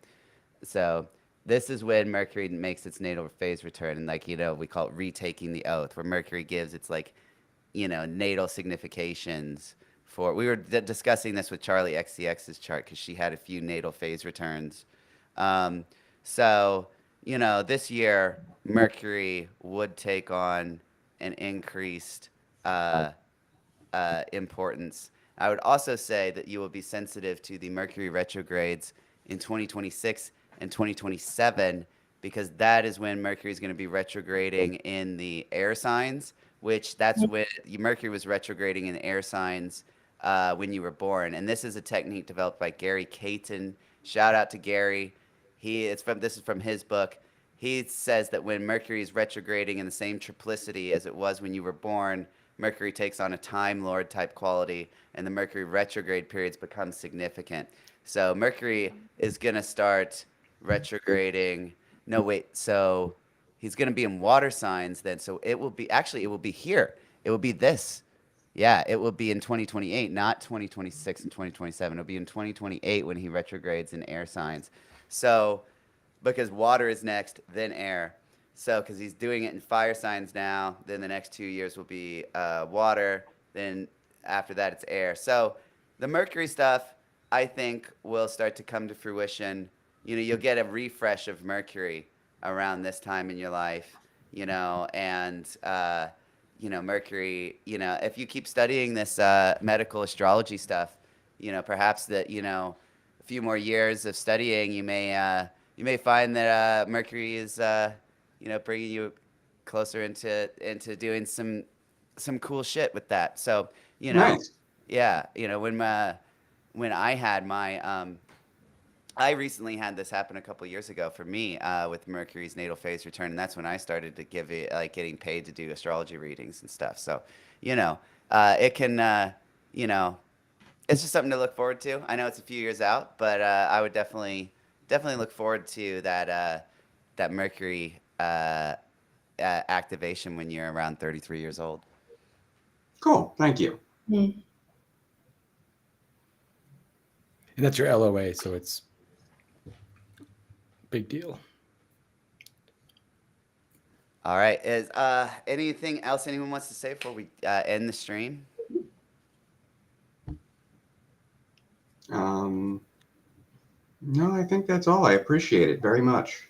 Yeah, you're welcome, dude. I'm sorry we weren't able to totally shed any light on this thing with the brother or sister, but I don't know. I think Jupiter stationing on your moon might bring some good news. So definitely send me a message. Let me know what happens. I will. Thank you. Yeah. Thank all you guys. All right. Thanks, dude. Thanks. Later. All right. I am sorry for anyone else that was waiting to have the chart read. We will try and get to you next time. I'm going to be trying to do these more frequently coming up. So, sometimes I might just go live by myself, and then whoever wants to join in, whoever happens to be online, they can just join in. I'm going to try and start doing it randomly. So, keep up with it. But I want to thank everyone that called in and was willing to reveal their chart and personal information about their lives to the public. That is not easy to do, and I'm very grateful that you guys did that. I had a lot of fun with the stream. And I want to thank Michelle and Rob for their insights. I thought they both did a great job. And yeah, Michelle, you offer readings too. Like, tell people where Yes. they can find you. Yeah, so you can find me on Twitter or X, Twitter, at Libra Moon Gal. Gal, that's GAL, like friend Gal. My website's also on my Twitter, so you can just find that on there. The contacts. I do natal chart readings and solar return readings. A lot of what Alex has been talking about, the retaking of the oath, all that stuff. It's really exciting, and I also do that stuff. But yeah, I had so much fun with Rob and Hope and Alex. Thank you so much for having us. Yes, thank You're you. so fucking cool, dude, and it was so nice getting to talk to you, Rob, as well. But yeah. Yeah, and Rob, you are starting to branch out with astrology too, right? You're starting to take on some clients right now, aren't you? Yeah, I am. I'm self-taught. I haven't been taught at an official astrology school like I know Meech and Hope have, and it was so great to be on this show with you guys. And I've been a long time listener, first time caller. I really wanted to throw that out there. So I'm really feel really cool to be on a show that's hosted all of these astrologers that I've looked up to, read their books, like Gary Caton, who you just mentioned. Like I own his Mercury book and I've read it, and he was on the show last time.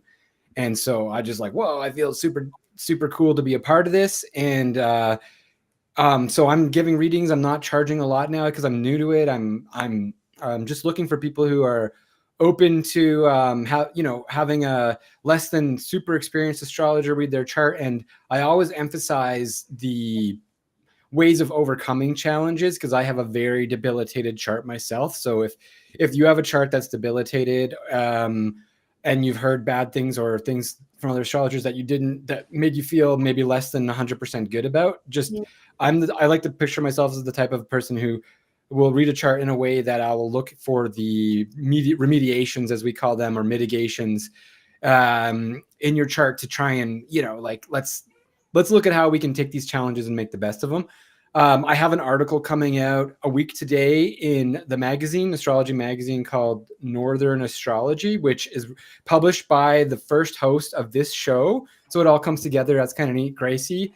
So when I first started watching the show, I was super stoked about Alex and Gracie being the host, and I just loved what they did. And now I'm on the show and I'm getting published in Gracie's book. So you can find most of the time, I'm just kind of S-word posting on social media, on my X/Twitter, Astral Hermit, or Blue Sky, or sometimes I do TikToks. It's all on my link tree, and that's where you can find my link to make a booking or subscribe to my Substack, where when I have open booking, because I don't do many, because I'm still building up to that. So thank you so much, Alex. I'm so grateful to be on the show with amazing astrologers like Michelle and Hope and you. Thank you. Yeah, thanks for coming on, man. And I'm grateful everyone had a great time on the show. Sorry we didn't get to everyone, but I'll be doing this again soon. I'm Alex Harper. You can my website's alexharper.net. If you want to book a reading, you can go there. I'm all booked up for December, but I do have a few spots available in January and February. So definitely check it out. I do a kind of 90-minute reading where I look at things from Vedic and Western astrology kind of together using the tropical zodiac for both techniques, which is a little bit unusual, I know, but that's how I do it. If you like what you see, book a reading, and you'll get a chance to ask me kind of any questions you want about astrology. I usually go over the hour and a half. Honestly, I can't help myself. I just love this stuff. So. Thank you everyone for coming on. This has been a great show, and I will talk to you all soon. Bye. Bye.